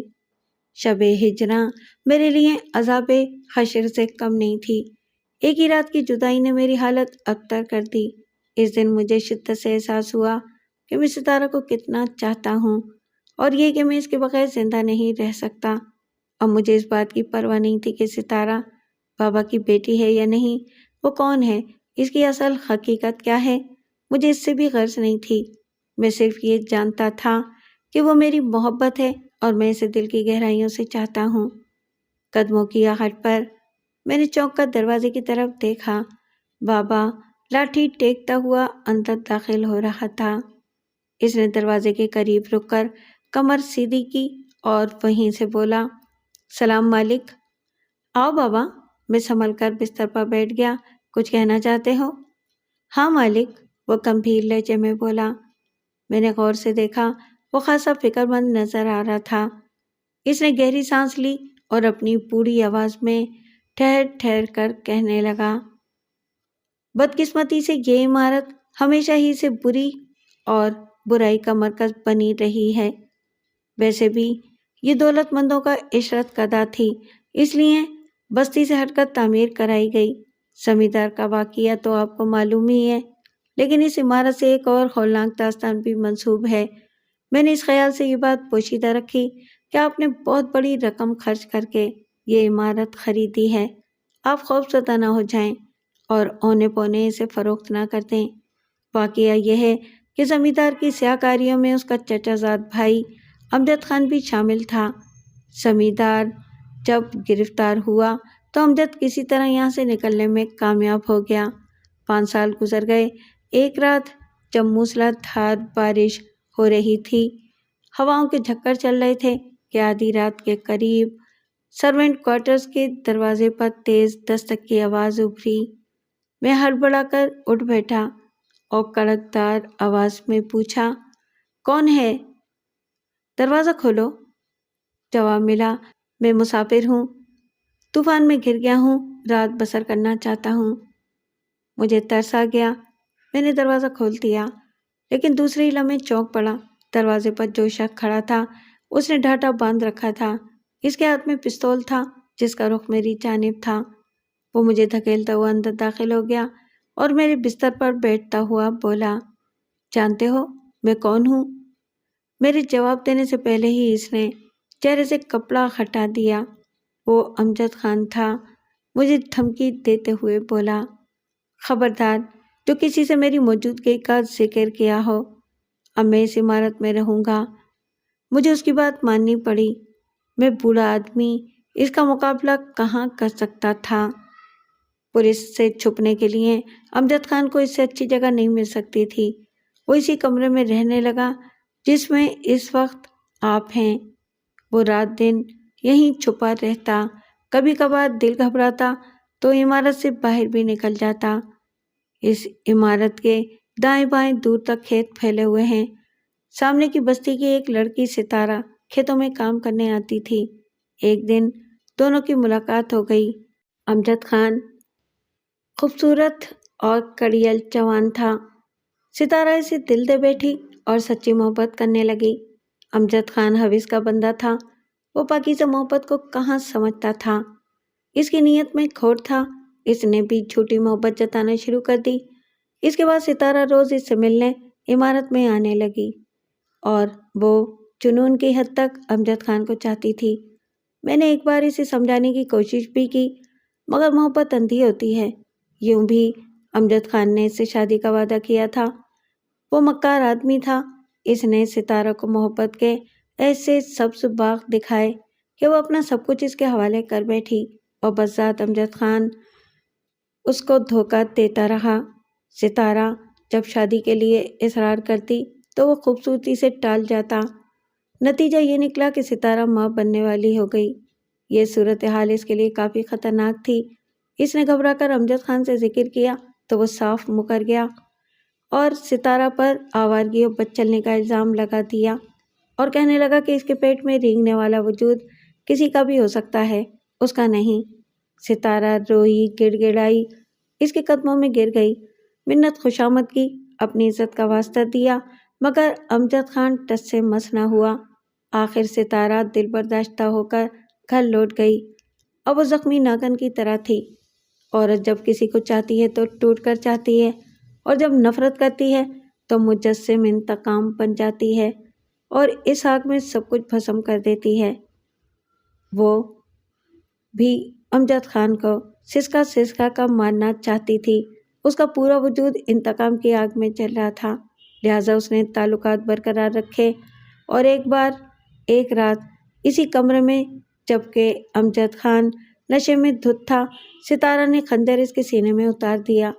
اس نے اسی پر اکتفا نہیں کیا، جوش انتقام میں امجد خان کی تڑپتے ہوئے جسم اور چہرے پر تیزاب ڈال دیا جس سے اس کا چہرہ مسخ ہو کر رہ گیا۔ اس کی آنکھیں پھوٹ گئی تھیں۔ وہ کرب و اذیت سے تڑپ رہا تھا، چیخ رہا تھا مگر ستارہ پر انتقام کا جنون طاری تھا۔ وہ دیوانہ وار امجد خان کے تڑپتے ہوئے جسم پر خنجر کے وار کر رہی تھی۔ وہ خود بھی خون میں نہا گئی تھی۔ پھر اس نے خنجر پھینک دیا اور امجد خان کے جسم پر اچھلنے کودنے لگی۔ وہ ہذیانی انداز میں قہقہے لگا رہی تھی، کبھی اس کے تڑپتے ہوئے جسم کے گرد رقص کرنے لگتی اور اس کے جسم پر چڑھ کر اچھلنے کودنے لگتی۔ اس کے منہ سے بے تحاشا قہقہے ابل رہے تھے جیسے وہ اپنا دماغی توازن کھو بیٹھی ہو۔ بابا، آپ نے ستارہ کو ایسا کرنے سے روکا نہیں؟ میں نے پوچھا۔ میں اس وقت کچھ نہیں کر سکتا تھا۔ وہ زخمی ناگن کی طرح تھی، اس پر دیوانگی طاری تھی۔ یوں بھی امجد خان جیسے بدکار کا یہی انجام ہونا چاہیے تھا۔ وہ خود بے شمار معصوم لڑکیوں کی عصمت کا قاتل تھا، بلکہ ایک کو راز افشا کرنے کے ڈر سے حقیقی معنوں میں قتل بھی کر چکا تھا۔ پھر ستارہ کا کیا بنا؟ میں نے پوچھا۔ میری بات ابھی پوری نہیں ہوئی، بابا کہنے لگا۔ ستارہ امجد خان کے تڑپتے ہوئے جسم کو گھسیٹتی ہوئی باغ میں لے گئی جہاں آخری گوشے میں اندھا کنواں موجود ہے۔ اس نے امجد خان کی لاش کو کنویں میں پھینک دیا۔ ستارہ کہاں چلی گئی؟ میں نے بے صبری سے پوچھا۔ میں خود حیران ہوں کہ اچانک ستارہ کہاں چلی گئی، بابا کہنے لگا۔ غالباً میری پلک کی جھپکی ہوگی جو وہ اچانک نظروں سے اوجھل ہو گئی۔ بہرحال میں یہی کہہ سکتا ہوں کہ جوش کے عالم میں وہ خود بھی کنویں کے اندر گر گئی ہوگی، یا امجد خان کے جسم کا کوئی حصہ اس کے بدن سے الجھ گیا ہو اور ستارہ کنویں میں جا پڑی ہو، یا امجد خان کو اس وقت کچھ ہوش ہو اور اس نے ستارہ کو بھی اپنے ساتھ کنویں میں گھسیٹ لیا ہو۔ میں نے کہا، بابا، یہ بھی تو ہو سکتا ہے کہ ستارہ کو جینے کی خواہش نہ رہی ہو اور اس نے اپنی زندگی ختم کرنے کے لیے دانستہ کنویں میں چھلانگ لگا دی ہو۔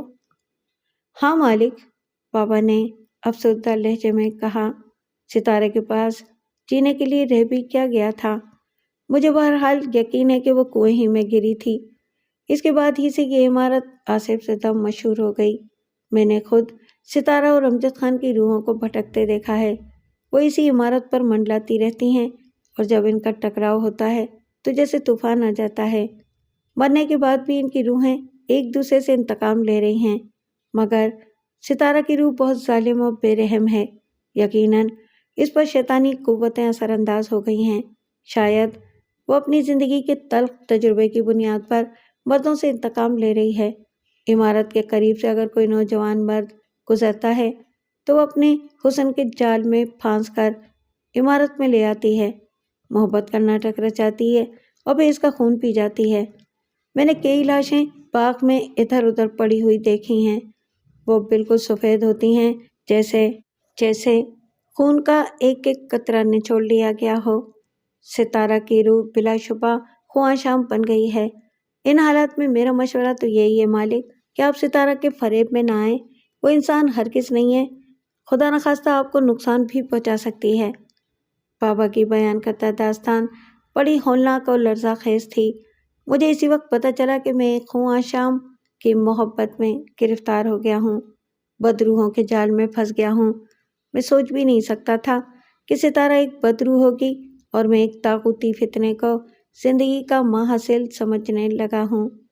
سرکار، بابا دوبارہ کہنے لگا، آپ روشن خیال ہیں، نئے زمانے کے ہیں، میری بات پر دل میں ہنستے ہوں گے، لیکن میری رائے یہی ہے کہ ستارہ سے پیچھا چھڑانے کی کوشش کیجیے۔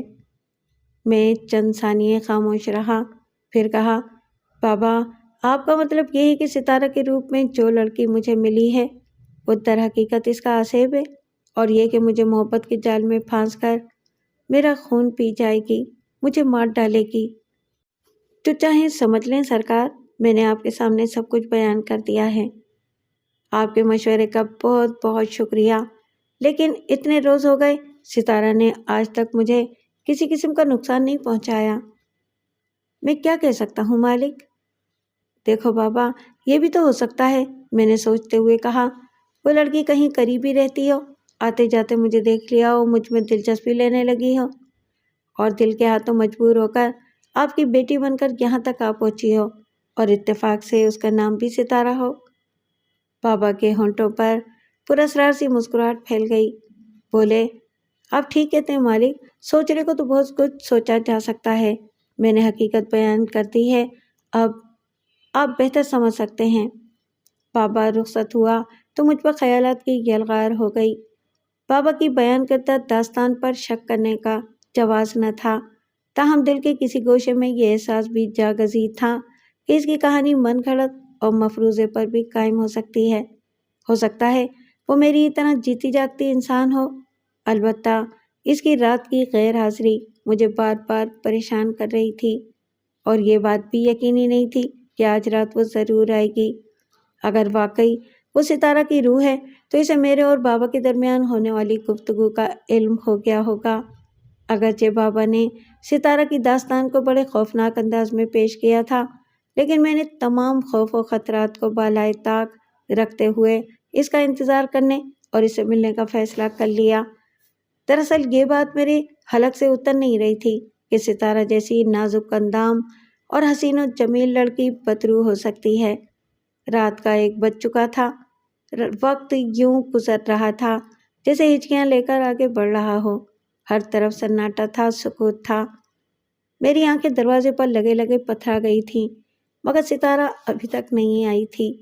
مجھے اس بات کی ذرہ برابر پرواہ نہیں تھی کہ وہ بدروح ہو سکتی ہے۔ خوں آج شام ہے اور میرا لہو پی جائے گی، میں تو اسے ایک نظر دیکھنے کا متمنی تھا۔ وہ محبت جو چند گھنٹے قبل خوف کی نظر ہو گئی تھی، اپنی تمام حشر سامانیوں کے ساتھ میرے دل کے گوشوں میں پھر کروٹیں لے رہی تھی۔ طویل انتظار نے مجھے تھکا دیا تھا۔ میں بستر سے اٹھ کر میز کی طرف گیا اور گلاس میں پانی ڈال کر انڈیلنے لگا۔ اس وقت دروازے کی جانب میری پشت تھی اور اسی لمحے مجھے اپنے عقب میں کپڑوں کی سرسراہٹ محسوس ہوئی۔ میں نے پلٹ کر دیکھا، ستارہ کا حسین سراپا میری نظروں کے سامنے تھا۔ میں نے والہانہ انداز میں اس کا خیر مقدم کیا۔ ستارہ خاموش اور بجھی بجھی سی تھی۔ بہرحال اسے قریب پا کر میرے انگ انگ میں مسرت کی لہر دوڑ گئی۔ فرتے جذبات سے میں نے اس کی پیشانی چوم لی، پھر اسے بتانے لگا کہ میں کتنا بے چین تھا۔ اتنی حیرت سے مجھے کیوں دیکھ رہے ہو؟ ستارہ کے جھیپے ہوئے ہونٹوں پر دھیمی مسکراہٹ ابھری۔ میری جان، میرا قرار، تم بدرو ہو، خواہ شام ہو یا کوئی عام انسان ہو، بہرحال جو کوئی بھی ہو، میری زندگی ہو، میری محبت ہو، میں تمہیں دل کی گہرائیوں سے چاہتا ہوں۔ اگر تم یہ چاہتی ہو تو میں اپنا دل بھی نکال کر تمہیں دے سکتا ہوں۔ خون کی کیا اہمیت ہے؟ تم کیا کہہ رہے ہو؟ وہ حیرت سے میری طرف دیکھنے لگی۔ تم گزشتہ رات کیوں نہیں آئی تھی؟ میں نے شکایت آمیز لہجے میں کہا۔ تم نے بابا کے سامنے شادی کا ذکر چھیڑ کر اچھا نہیں کیا، ستارہ کہنے لگی۔ کل رات اس نے مجھے کمرے میں بند کر دیا تھا، آج بھی بڑی مشکل سے آئی ہوں۔ تم بابا کی بات کر رہی ہو؟ مجھ پر حیرت کا شدید دورہ پڑا۔ ہاں، وہ اداس لہجے میں کہنے لگی۔ بابا نے سختی سے تاکید کر دی ہے کہ آئندہ نئی مالک سے ہرگز نہ ملوں۔ میرے انکار پر اس نے مجھے خوب ڈانٹا اور 2-3 تھپڑ بھی لگائے۔ مگر الفاظ میری زبان سے ادا نہیں ہو رہے تھے۔ بابا کہتا ہے کہ میری تو کوئی بیٹی ہی نہیں ہے، اس کے یہاں اولادی نہیں ہوئی۔ اسے یہی کہنا چاہیے تھا۔ ستارہ کی آنکھیں بھیگ گئیں۔ بابا مجھے تم سے دور رکھنا چاہتا ہے، وہ میری شادی ہرگز تم سے نہیں کرے گا۔ لیکن کیوں ستارہ؟ آخر اس کی کوئی وجہ تو ہوگی۔ بہت بڑی وجہ ہے، ستارہ غمگین لہجے میں بولی۔ بابا کے دل پر لگا زخم ابھی مندمل نہیں ہوا۔ وہ شہری لوگوں سے سخت نفرت کرتا ہے۔ شہری لوگوں سے نفرت کرتا ہے؟ مگر کیوں؟ میں بتاتی ہوں تمہیں، وہ گہری سانس لے کر بولی۔ شاید تمہیں یہ نہیں معلوم کہ میری ایک بڑی بہن بھی تھی۔ یہ چند سال پہلے کی بات ہے، جب ایک طوفانی رات کو ایک نوجوان نے ہمارے یہاں پناہ لی۔ وہ بڑا آدمی تھا، اس کی کار خراب ہو گئی تھی، شاید کسی سیٹ کا بیٹا تھا۔ اسے یہ قیام بہت پسند آیا، لہٰذا اس نے بابا سے یہاں چند روز ٹھہرنے کی اجازت لے لی۔ بابا بھی اس کی شخصیت اور امارت سے مرعوب ہو گیا تھا، اس لیے خوب خاطر تواضع کی۔ میری بڑی بہن بھی اس سے متاثر ہو گئی، محبت کا جواب محبت سے دینے لگی۔ دونوں چند ہی روز میں ایک دوسرے کے بہت قریب ہو گئے۔ اس نے میری بہن سے شادی کا وعدہ بھی کیا اور اسی وعدے کی آڑ میں وہ سب کچھ ہو گیا جو ہونا نہیں چاہیے تھا۔ 1 ہفتے بعد وہ نوجوان چلا گیا اور پھر کبھی واپس نہیں آیا۔ بہن نے رو رو کر برا حال کر لیا۔ چند ماہ اسی طرح گزر گئے، تب اسے ایک بھیانک حقیقت کا علم ہوا کہ وہ اس کے بچے کی ماں بننے والی ہے۔ بابا اور دنیا کے خوف سے گھبرا کر اس نے اندھے کنویں میں کود کر خودکشی کر لی۔ بابا کے لیے یہ صدمہ ناقابل برداشت تھا، وہ بستر سے لگ گیا۔ بہرحال حالات آہستہ آہستہ معمول پر آتے گئے، لیکن اب وہ شہر کے لوگوں پر ہرگز اعتماد نہیں کرے گا۔ آپ چونکہ مالک ہیں اس لیے اظہار نہیں کرتا، لیکن میرے وجود کو اس نے تم سے چھپائے رکھا اور مجھے بھی نہ ملنے کی سختی سے تاکید کر دی۔ نہ وہ تم سے میری شادی کرے گا اور نہ میری موجودگی کا اقرار کرے گا۔ میں بھی تم سے درخواست کرتی ہوں کہ میں نے جو انکشاف کیا ہے، یہ باتیں بابا کو ہرگز نہ بتائی جائیں۔ ستارہ کی بات دل کو لگ رہی تھی۔ میں سوچنے لگا، اس بڈھے خناٹ نے اپنی بیٹی کو پوشیدہ رکھنے کی غرض سے کس خوبصورتی سے ایک فرضی داستان سنا دی ہے اور شادی سے انکار کا بڑا خوفناک طریقہ اختیار کیا ہے۔ لیکن یہ بھی حقیقت تھی کہ بابا کے ایک ایک لفظ سے سچائی کی بو آتی تھی۔ مجھے اس کا پج مردہ چہرہ، اشک آلود آنکھیں اور وہ پردرد الفاظ یاد آ گئے جو اس نے اولاد سے محرومی کے سلسلے میں کہے تھے۔ دوسری جانب ستارہ کی بات میں بھی سچائی اور گہرائی بدرجہ اتم موجود تھی۔ میرے لیے تعین کرنا اور یقین کرنا مشکل ہو گیا تھا کہ کیا صحیح ہے اور کیا غلط۔ بہرحال میں شک اور یقین کے بھنور میں پھنس گیا تھا۔ کیا سوچنے لگے میرے محبوب؟ مجھے خیالات میں کھویا دیکھ کر میرے گلے میں اس نے باہیں ڈال دیں۔ تم بابا کی فکر مت کرو، وہ مجھ پر اپنی مرضی مسلط نہیں کر سکتا۔ میں بالغ ہوں، اپنے بارے میں خود فیصلہ کر سکتی ہوں۔ میں تمہاری خاطر سب کچھ چھوڑ دوں گی۔ سچ؟ میں نے خوش ہو کر اس کی شفاف باہوں پر ہاتھ رکھ دیے۔ کیا تمہیں میری محبت پر یقین نہیں ہے؟ ستارہ نے مصنوعی خفگی سے کہا۔ اور ہاں، یہ بتاؤ تم نے مجھے بدرو وغیرہ کیوں کہا تھا؟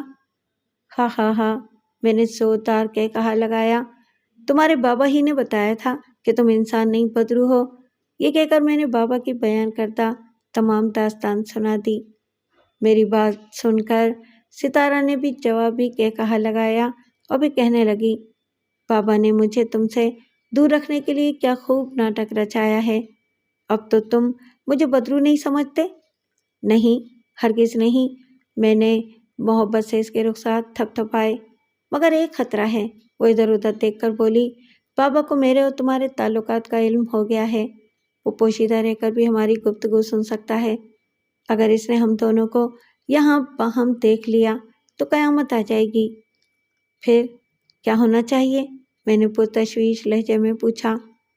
یہ کمرہ چھوڑ دینا چاہیے، اس نے مشورہ دیا۔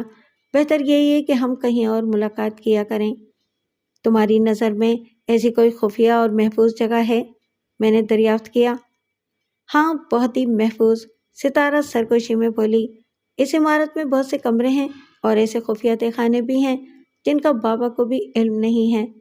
وہاں کوئی نہیں پہنچ سکتا۔ اٹھو، میرے ساتھ آؤ۔ میں اس کے حکم پر معمول کی طرح اٹھ کھڑا ہوا۔ میرے پاس کوئی خاص سامان نہیں تھا۔ سفری بیگ کندھے پر ڈالا اور ستارہ کے ساتھ کمرے سے باہر نکل آیا۔ باہر قبر کی سی تاریکی تھی، اتنی گہری تاریکی کہ ہم دونوں برائے نام ہی ایک دوسرے کا وجود محسوس کر رہے تھے۔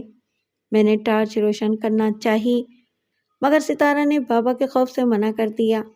غرض ہم ایک دوسرے کا ہاتھ تھامے ہوئے اور بے شمار راہداریوں اور غلام گردشوں سے گزرتے ہوئے ایک محرابی دروازے کے سامنے پہنچ کر رک گئے، جس میں لوہے کی موٹی سلاخیں لگی ہوئی تھیں اور پرانی وضع کا بڑا سا قفل لٹک رہا تھا۔ ستارہ نے اپنے لباس کے کسی حصے سے کنجی نکال کر سنگ آلود قفل کھولا اور دروازے کو آگے کی جانب دھکیل دیا۔ اندھیری رات کے پرہول سناٹے میں دروازہ کھلنے کی عجیب سی آواز پیدا ہوئی اور دروازے کا ایک پٹ پوری طرح کھل کر دیوار سے چپک گیا۔ ستارہ نے مجھ سے ٹارچ روشن کرنے کے لیے کہا، تب میں نے دیکھا کہ وہ تہ خانے کا دروازہ ہے، کیونکہ نیچے کافی گہرائی تک سیڑھیاں نظر آ رہی تھیں۔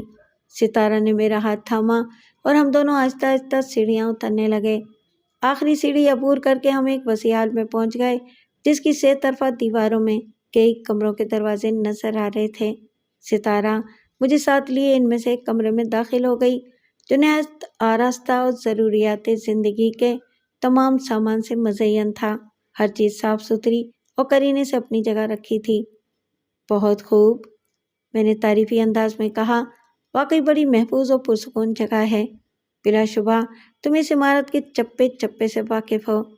یہ تہ خانہ غالباً چودھری کا خفیہ عشرت کدہ ہے۔ ہاں، عشرت کدہ، وہ دل فریب انداز میں مسکرائی۔ پھر اس نے ایک قیامت خیز انگڑائی لی اور خوابناک نظروں سے میری طرف دیکھنے لگی۔ اس کی نگاہوں میں ایک دعوت تھی، ایک پیغام تھا، اور پھر وہ سب کچھ ہو گیا جو ہونا نہیں چاہیے تھا۔ اور جب وہ طلسم ٹوٹا اور میری آنکھ کھلی تو صبح کے 9 بج رہے تھے۔ نہ جانے کس طرف سے سورج کی روشنی اندر داخل ہو رہی تھی۔ میں نے گردن گھما کر کمرے میں ادھر ادھر دیکھا، مگر ستارہ نظر نہیں آئی۔ میں گزشتہ رات کے حسین لمحات اور لذت انگیز تصورات میں کھو گیا۔ میں اس کا بے دام غلام بن کر رہ گیا تھا۔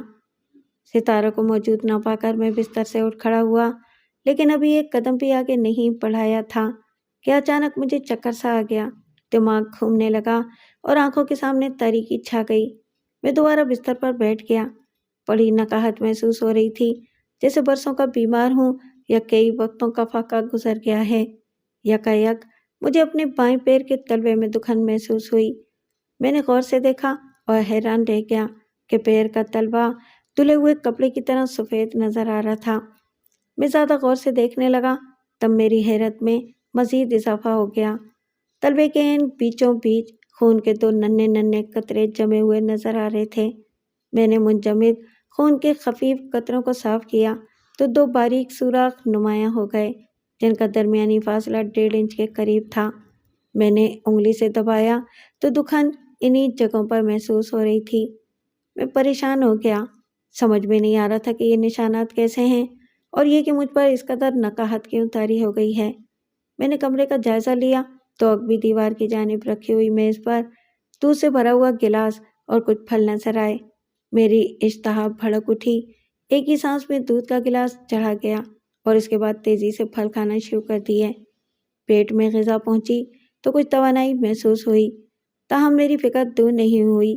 مجھے یہ فیصلہ بھی کرنا تھا کہ تہہ خانے میں رہوں یا اپنے کمرے میں واپس چلا جاؤں۔ کچھ سوچ کر میں نے تہہ خانے ہی میں ٹھہرنے کا فیصلہ کیا، ورنہ کمرے میں جاتا تو بابا کے سوالات کے جوابات دینا مشکل ہو جاتا۔ دن نہایت بدمزگی کے عالم میں گزرا۔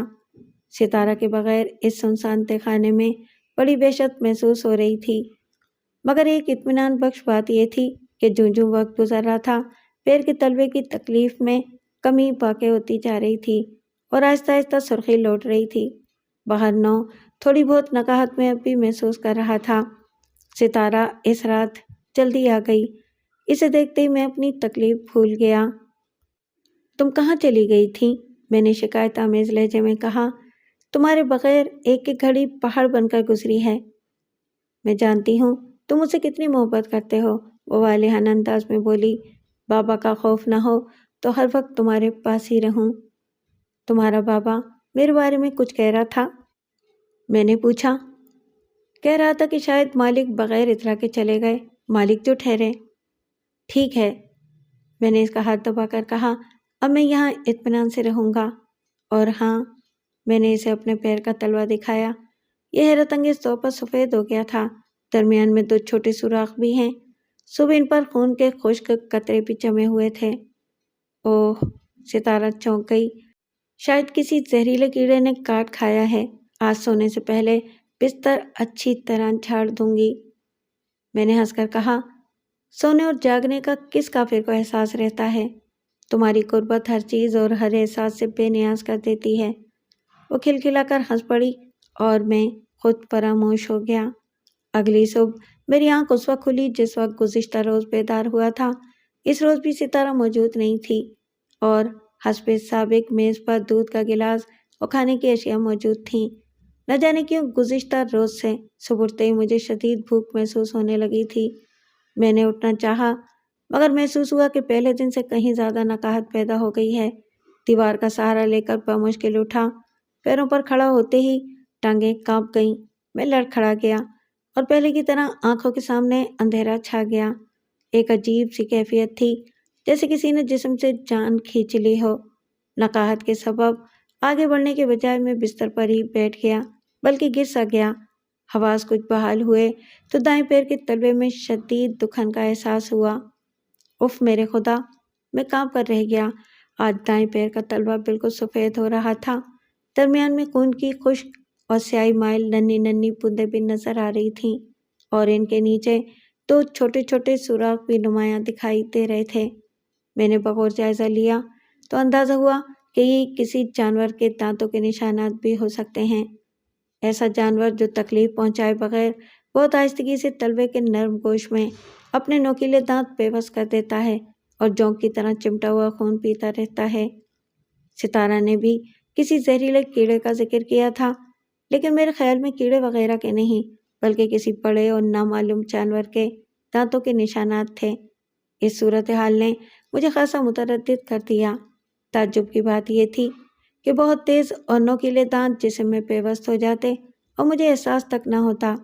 بہرحال میں دیوار کا سہارا لے کر ٹگمگاتی ٹانگوں سے بدقت تمام میز تک پہنچا اور دودھ کا گلاس منہ سے لگا لیا۔ دیگر اشیاء بھی خوب پیٹ بھر کر کھائیں۔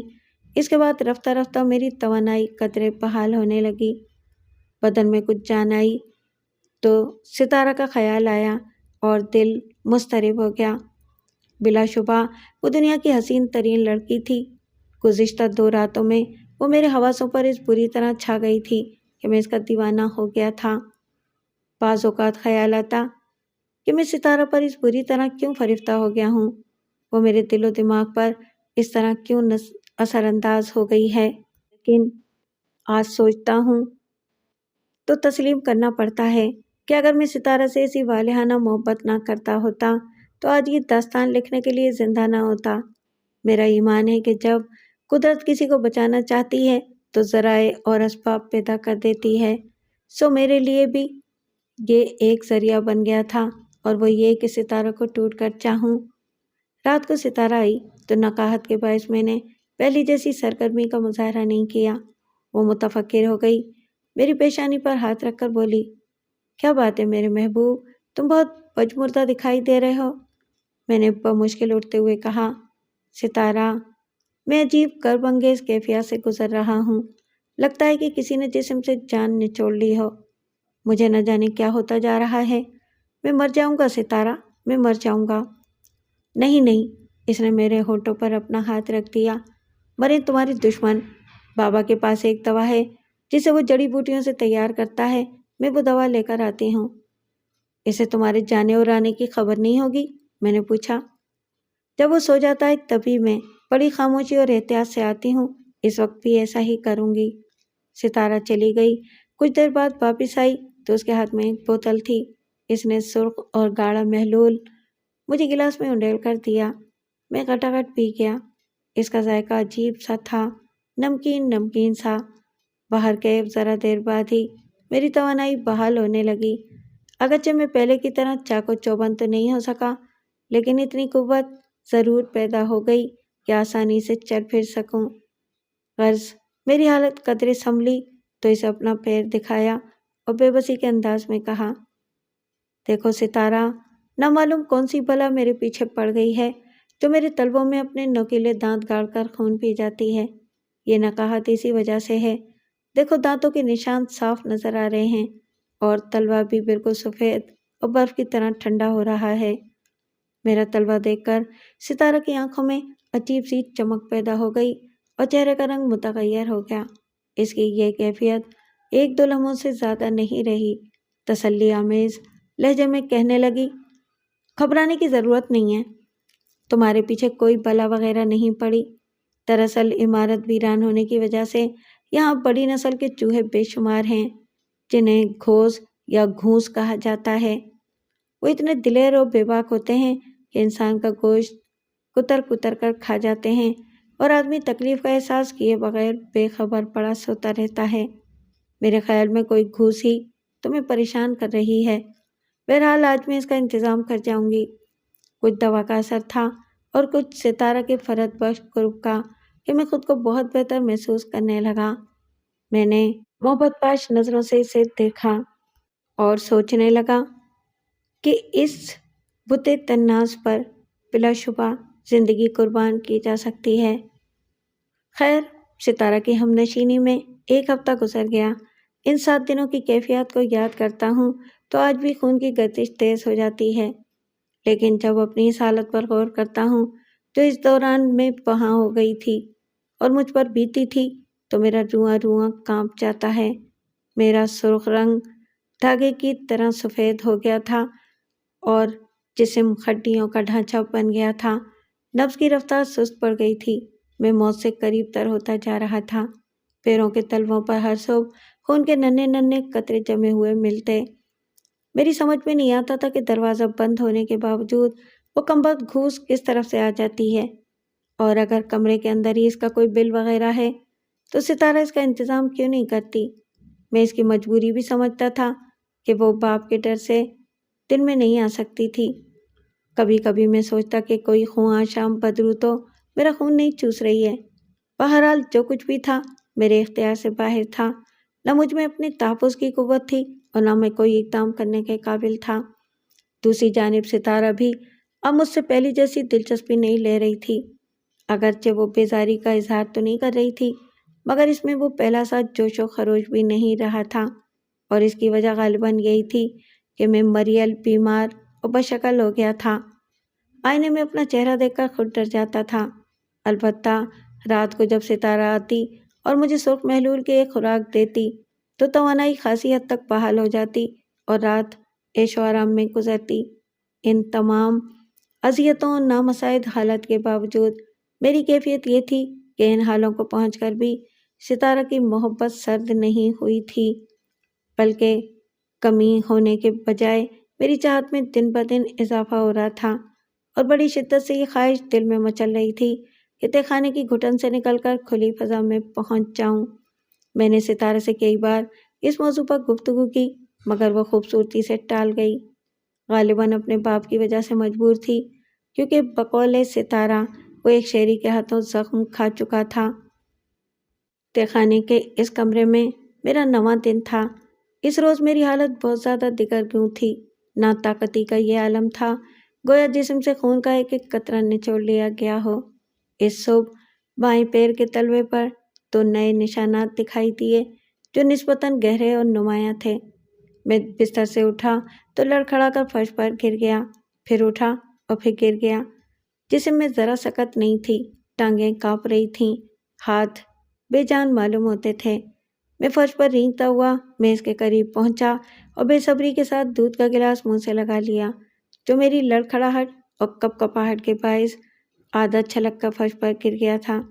جسم کو کچھ توانائی ملی تو پہلا خیال ذہن میں یہی آیا کہ اس منحوس تہ خانے سے فرار ہو جاؤں، مگر ستارہ کے عشق نے اس ارادے سے باز رکھا۔ اس جاں کنی کے عالم میں بھی میرے جذبات یہی تھے کہ زندگی چاہے ختم ہو جائے، ستارہ کو آخری سانس تک نہیں چھوڑوں گا۔ اس رات ستارہ کمرے میں آئی تو مجھ پر نیم خشی طاری تھی۔ اس کے قدموں کی چاپ نے مجھے ہوشیار کر دیا۔ وہ قریب آئی تو میں نے بستر پر لیٹے ہوئے اس کی جانب ہاتھ بڑھانے کی کوشش کی، لیکن میرا ہاتھ بے جان ہو کر بستر پر گر گیا۔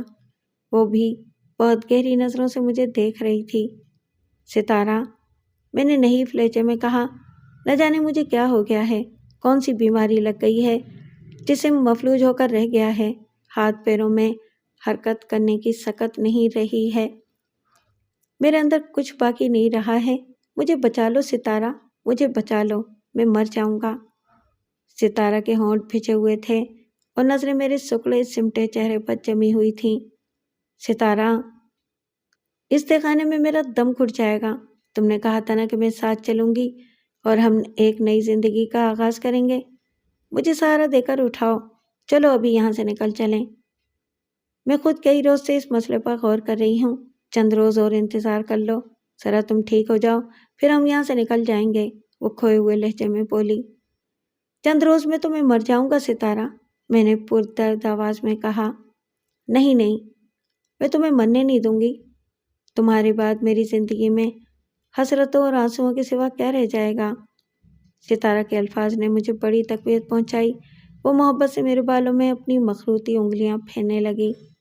مجھ میں دم کہاں تھا، بس زبردستی مسکرا دیا۔ ستارہ کہنے لگی، آج میں تمہارے پاس نہیں رہوں گی۔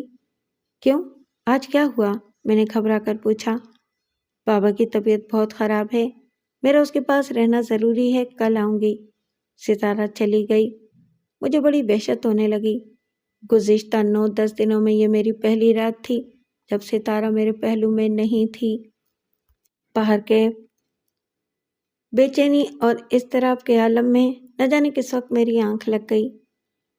ستارہ کی عدم موجودگی میں میری نیند میں وہ بے خبری اور مدوشی نہیں تھی، بلکہ ایک غنودگی سی تھی۔ دفعتاً میں پوری طرح بیدار ہو گیا۔ مجھے پیر کے تلوے میں شدید چبھن کا احساس ہو رہا تھا۔ میں نے تڑپ کر پیروں کی طرف دیکھا، وہاں کوئی جھکا ہوا تھا۔ وہ یقیناً عورت تھی، کیونکہ اس کے لمبے بال میری پنڈلیوں پر پھیلے ہوئے تھے، اور تکلیف کے ساتھ ساتھ مجھے یوں لگ رہا تھا جیسے جسم سے جان کھنچ رہی ہو۔ ابھی میں صورتحال کو پوری طرح سمجھ نہ پایا تھا کہ ایک اور خوفناک منظر دکھائی دیا۔ وہ خبیث سایہ جو چاندنی کی پٹی پر نمودار ہوتا تھا، اس وقت مجسم میری نظروں کے سامنے تھا۔ وہی مکروہ مسخ شدہ اور بھیانک چہرہ۔ اس کی آنکھوں کی جگہ گوشت کے لوتھڑے نظر آ رہے تھے، مگر اس کا انداز ایسا تھا جیسے وہ دیکھ رہا ہے، دیکھ سکتا ہے۔ وہ عورت جو میرے پیروں پر جھکی ہوئی تھی، شاید اسے اپنے عقب میں اس عفریت کی موجودگی کا احساس ہو گیا تھا، کیونکہ وہ ایک جھٹکے سے اٹھ کر کھڑی ہوئی، اور اس وقت میرے ذہن کو بھی زبردست جھٹکا لگا۔ وہ عورت کوئی اور نہیں، میری محبت، میری روح ستارہ تھی۔ اس وقت اس کا حسین چہرہ نہایت کریہ نظر آ رہا تھا۔ اس کی خوبصورت آنکھوں میں وحشت اور غیر انسانی چمک تھی۔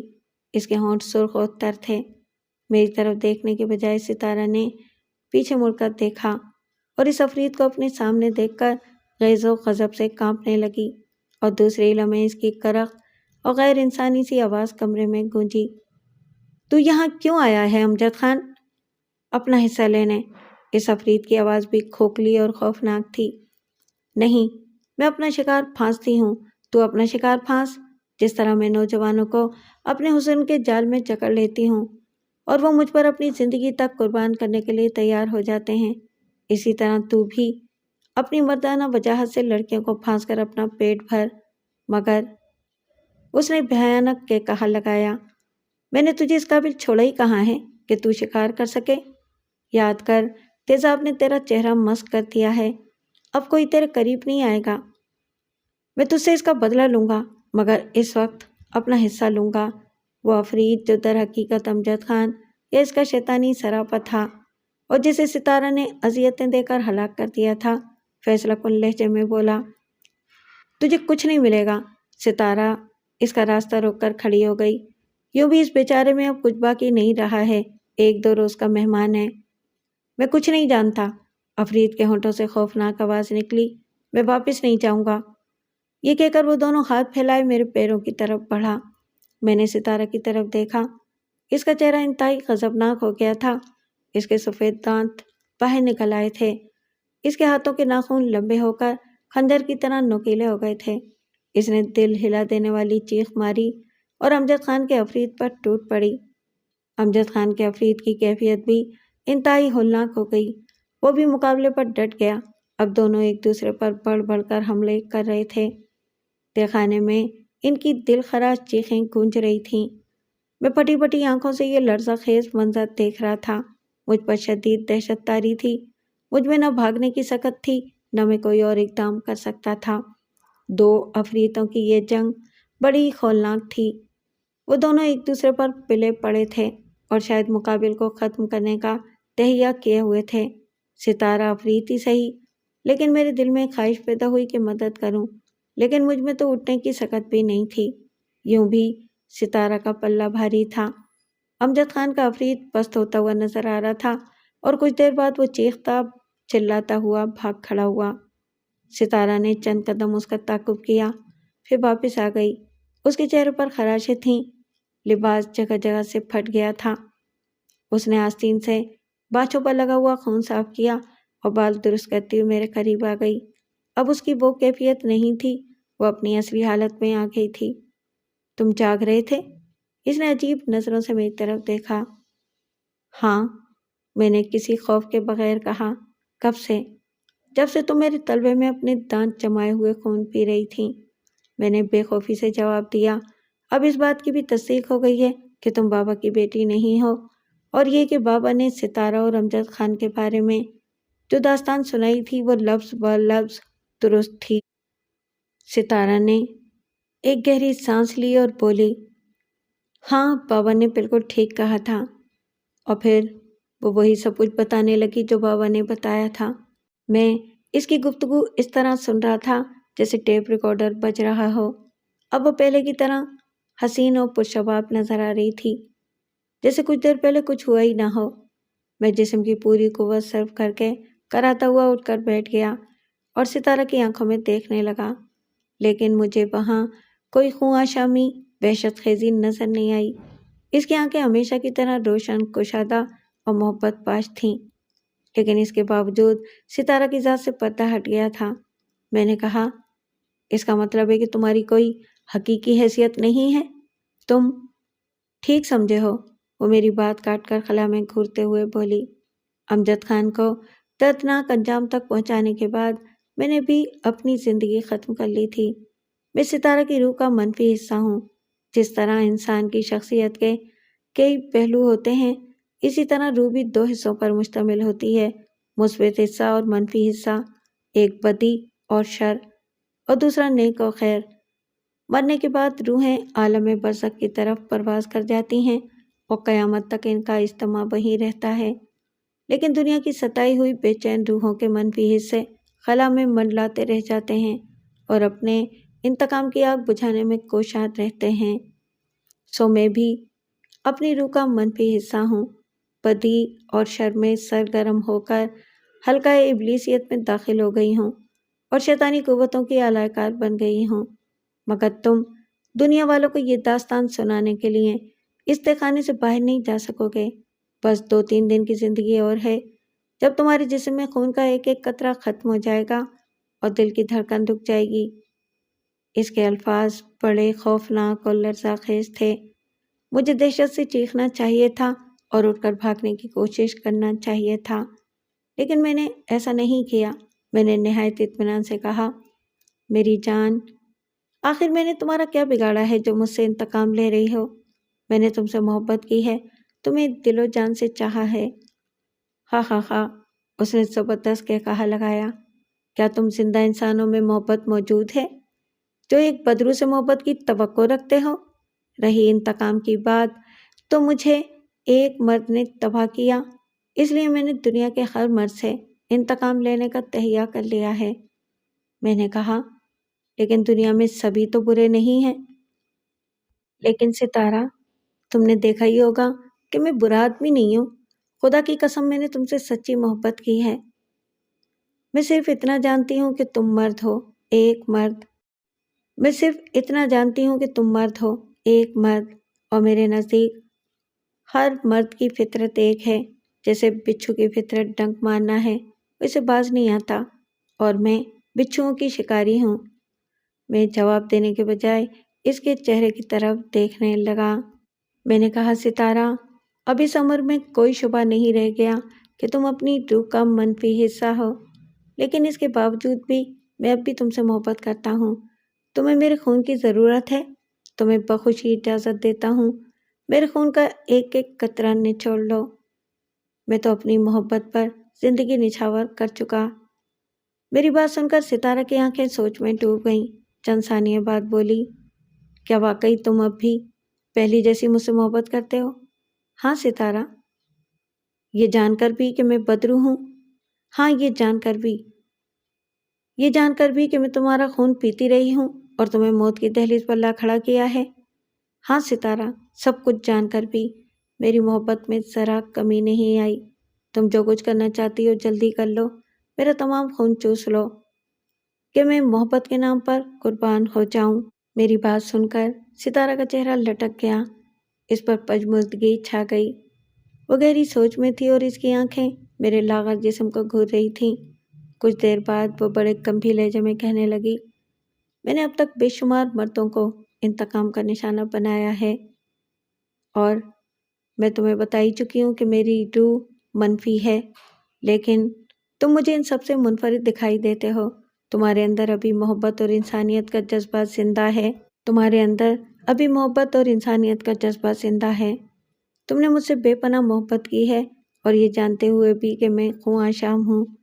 میں بہت حیران ہوں اور تمہارے بارے میں مجھے فیصلہ کرنے میں مشکل پیش آ رہی ہے۔ وہ خاموش ہوئی تو میں نے کہا، ستارہ، میں نے تم سے رحم و مربت کا مطالبہ کب کیا ہے؟ مجھے تو صرف اپنے جذبہ محبت سے غرض ہے۔ تم اپنا کام پورا کرو اور میرے جسم کا بچا کچا خون بھی نچوڑ لو۔ ستارہ کی آنکھیں سوچ میں ڈوبی ہوئی تھیں۔ چند ثانیے بعد وہ میرے قریب آئی اور بستر پر ہاتھ رکھ کر میری پیشانی چوم لی۔ پھر وہ دھیمے لہجے میں کہنے لگی، یہ سب کچھ جاننے کے باوجود بھی تم مجھ سے محبت کرتے ہو؟ ہاں ستارہ، ایسی محبت جو کسی نے کسی سے نہ کی ہوگی۔ میری بات سن کر ستارہ کے چہرے پر ناگواری کے آثار نمایاں ہو گئے۔ وہ میرے قریب سے ہٹ گئی اور کمرے میں ٹہلنے لگی۔ اچانک ٹہلتے ٹہلتے وہ میری جانب پلٹی۔ اس وقت ستارہ کا چہرہ انتہائی بھیانک ہو گیا تھا کہ اگر کوئی آدمی دیکھ لے تو چیخیں مارتا ہوا بھاگ کھڑا ہو۔ وہ میرے قریب آ کر بولی، مجھے غور سے دیکھو اور بتاؤ، کیا اب بھی تم مجھ سے محبت کرتے ہو؟ اس کا چہرہ بے حد ڈراؤنا تھا، لیکن میں ذرا بھی خوفزدہ نہ ہوا اور کہا، پیاری ستارہ، میں اب بھی تم سے وہی والہانہ محبت کرتا ہوں، کیونکہ میں جانتا ہوں کہ اس چہرے کے پیچھے میری اصلی ستارہ کا چہرہ موجود ہے۔ میں تمہاری محبت میں ثابت قدم ہوں۔ میری بات سن کر ستارہ کے چہرے پر اذیت نمودار ہو گئی۔ کچھ دیر وہ سوچتی رہی اور پھر کہنے لگی، میں نے یا کسی طاغوتی قوت نے کبھی ایسا نہیں کیا جو میں تمہارے ساتھ کرنے والی ہوں، کیونکہ یہ میری سرشت میں ہے ہی نہیں۔ آؤ میں دکھاؤں کہ محبت کیا چیز ہوتی ہے۔ یہ کہہ کر اس نے میرا ہاتھ تھاما اور تہہ خانے کے پچھلے حصے میں لے گئی جہاں خفیہ دروازہ تھا۔ اس نے ایک جھٹکے سے دروازہ کھول دیا۔ دوسرے ہی لمحے پانی کی بوچھار اور تیز ہواؤں کے جھکڑ اندر داخل ہوئے۔ باہر زبردست طوفان تھا، بجلی کڑک رہی تھی۔ میں نے وضاحت طلب نظروں سے ستارہ کی طرف دیکھا۔ میں نے پوچھا، تم مجھے کیا دکھانا چاہتی ہو؟ محبت، اس نے پراسرار سرگوشی میں جواب دیا، مگر باہر تو زبردست طوفان ہے۔ محبت طوفانی کا دوسرا نام ہے۔ میں تمہاری بات سمجھا نہیں۔ سمجھاتی ہوں۔ پھر اس نے میرے پشت پر ہاتھ رکھا اور پوری قوت سے باہر دھکیل دیا، اور اس کے ساتھ ہی زوردار آواز کے ساتھ دروازہ بند ہو گیا۔ باہر شدید طوفان تھا۔ مجھے ستارہ کی اس حرکت پر سخت تعجب ہوا۔ میں پوری قوت سے دروازہ پیٹنے لگا اور چیخ چیخ کر کہنے لگا، ستارہ، ستارہ دروازہ کھولو، میں تمہیں چھوڑ کر کہیں نہیں جاؤں گا، دروازہ کھول دو ستارہ۔ میری آواز سدا بصیرہ ثابت ہوئی۔ نہ دروازہ کھلا اور نہ ہی کوئی آہٹ سنائی دی، مگر طوفانی ہوائیں مجھے مخالف سمت میں اڑانے چلی گئیں۔ میں پہلے ہی لاغر تھا۔ ہولناک طوفان میں گرتا پڑتا نہ جانے کہاں سے کہاں پہنچ گیا۔ آخر مجھے ٹھوکر لگی، میں زمین پر گر گیا اور اس کے بعد مجھے کوئی ہوش نہ رہا۔ ہوش آیا تو میں انتہائی نگہداشت کے وارڈ میں تھا۔ والدین اور عزیز و اقارب میرے قریب موجود تھے۔ ڈاکٹروں نے انہیں مختصر ملاقات کی اجازت دے دی تھی۔ وہ سب یک زبان ہو کر پوچھ رہے تھے، تم کہاں تھے؟ کہاں چلے گئے تھے؟ یہ تمہاری کیا حالت ہو گئی ہے؟ ایک چرواہے نے تمہاری نشاندہی کی تھی اور پولیس نے تمہیں وہاں سے اٹھا کر ہاسپٹل میں داخل کرا دیا۔ یہ کیا معاملہ ہے؟ تمہاری کیا حالت ہو گئی ہے؟ خدا نہ خواستہ۔ ڈاکٹر نے سب کو خاموش رہنے کا اشارہ کیا کہ مریض سے بات نہ کی جائے اور یہ کہ حالت خطرے سے باہر ہے، وہ اگلے روز تفصیلی ملاقات کر لیں۔ وہ سب لوگ چلے گئے۔ میں نے آنکھیں بند کر لی تھیں اور سینما کی اسکرین کی طرح ایک ایک منظر میری نظروں کے سامنے سے گزر رہا تھا۔ میں سوچنے لگا کہ محبت کا جذبہ بھی کتنا عظیم، لافانی اور اثر پذیر ہے، جو نہ صرف پتھر کو پگھلا دیتا ہے بلکہ طاغوتی قوتوں پر بھی اثر انداز ہونے کی قوت رکھتا ہے، ورنہ میں حویلی سے زندہ نہ آتا۔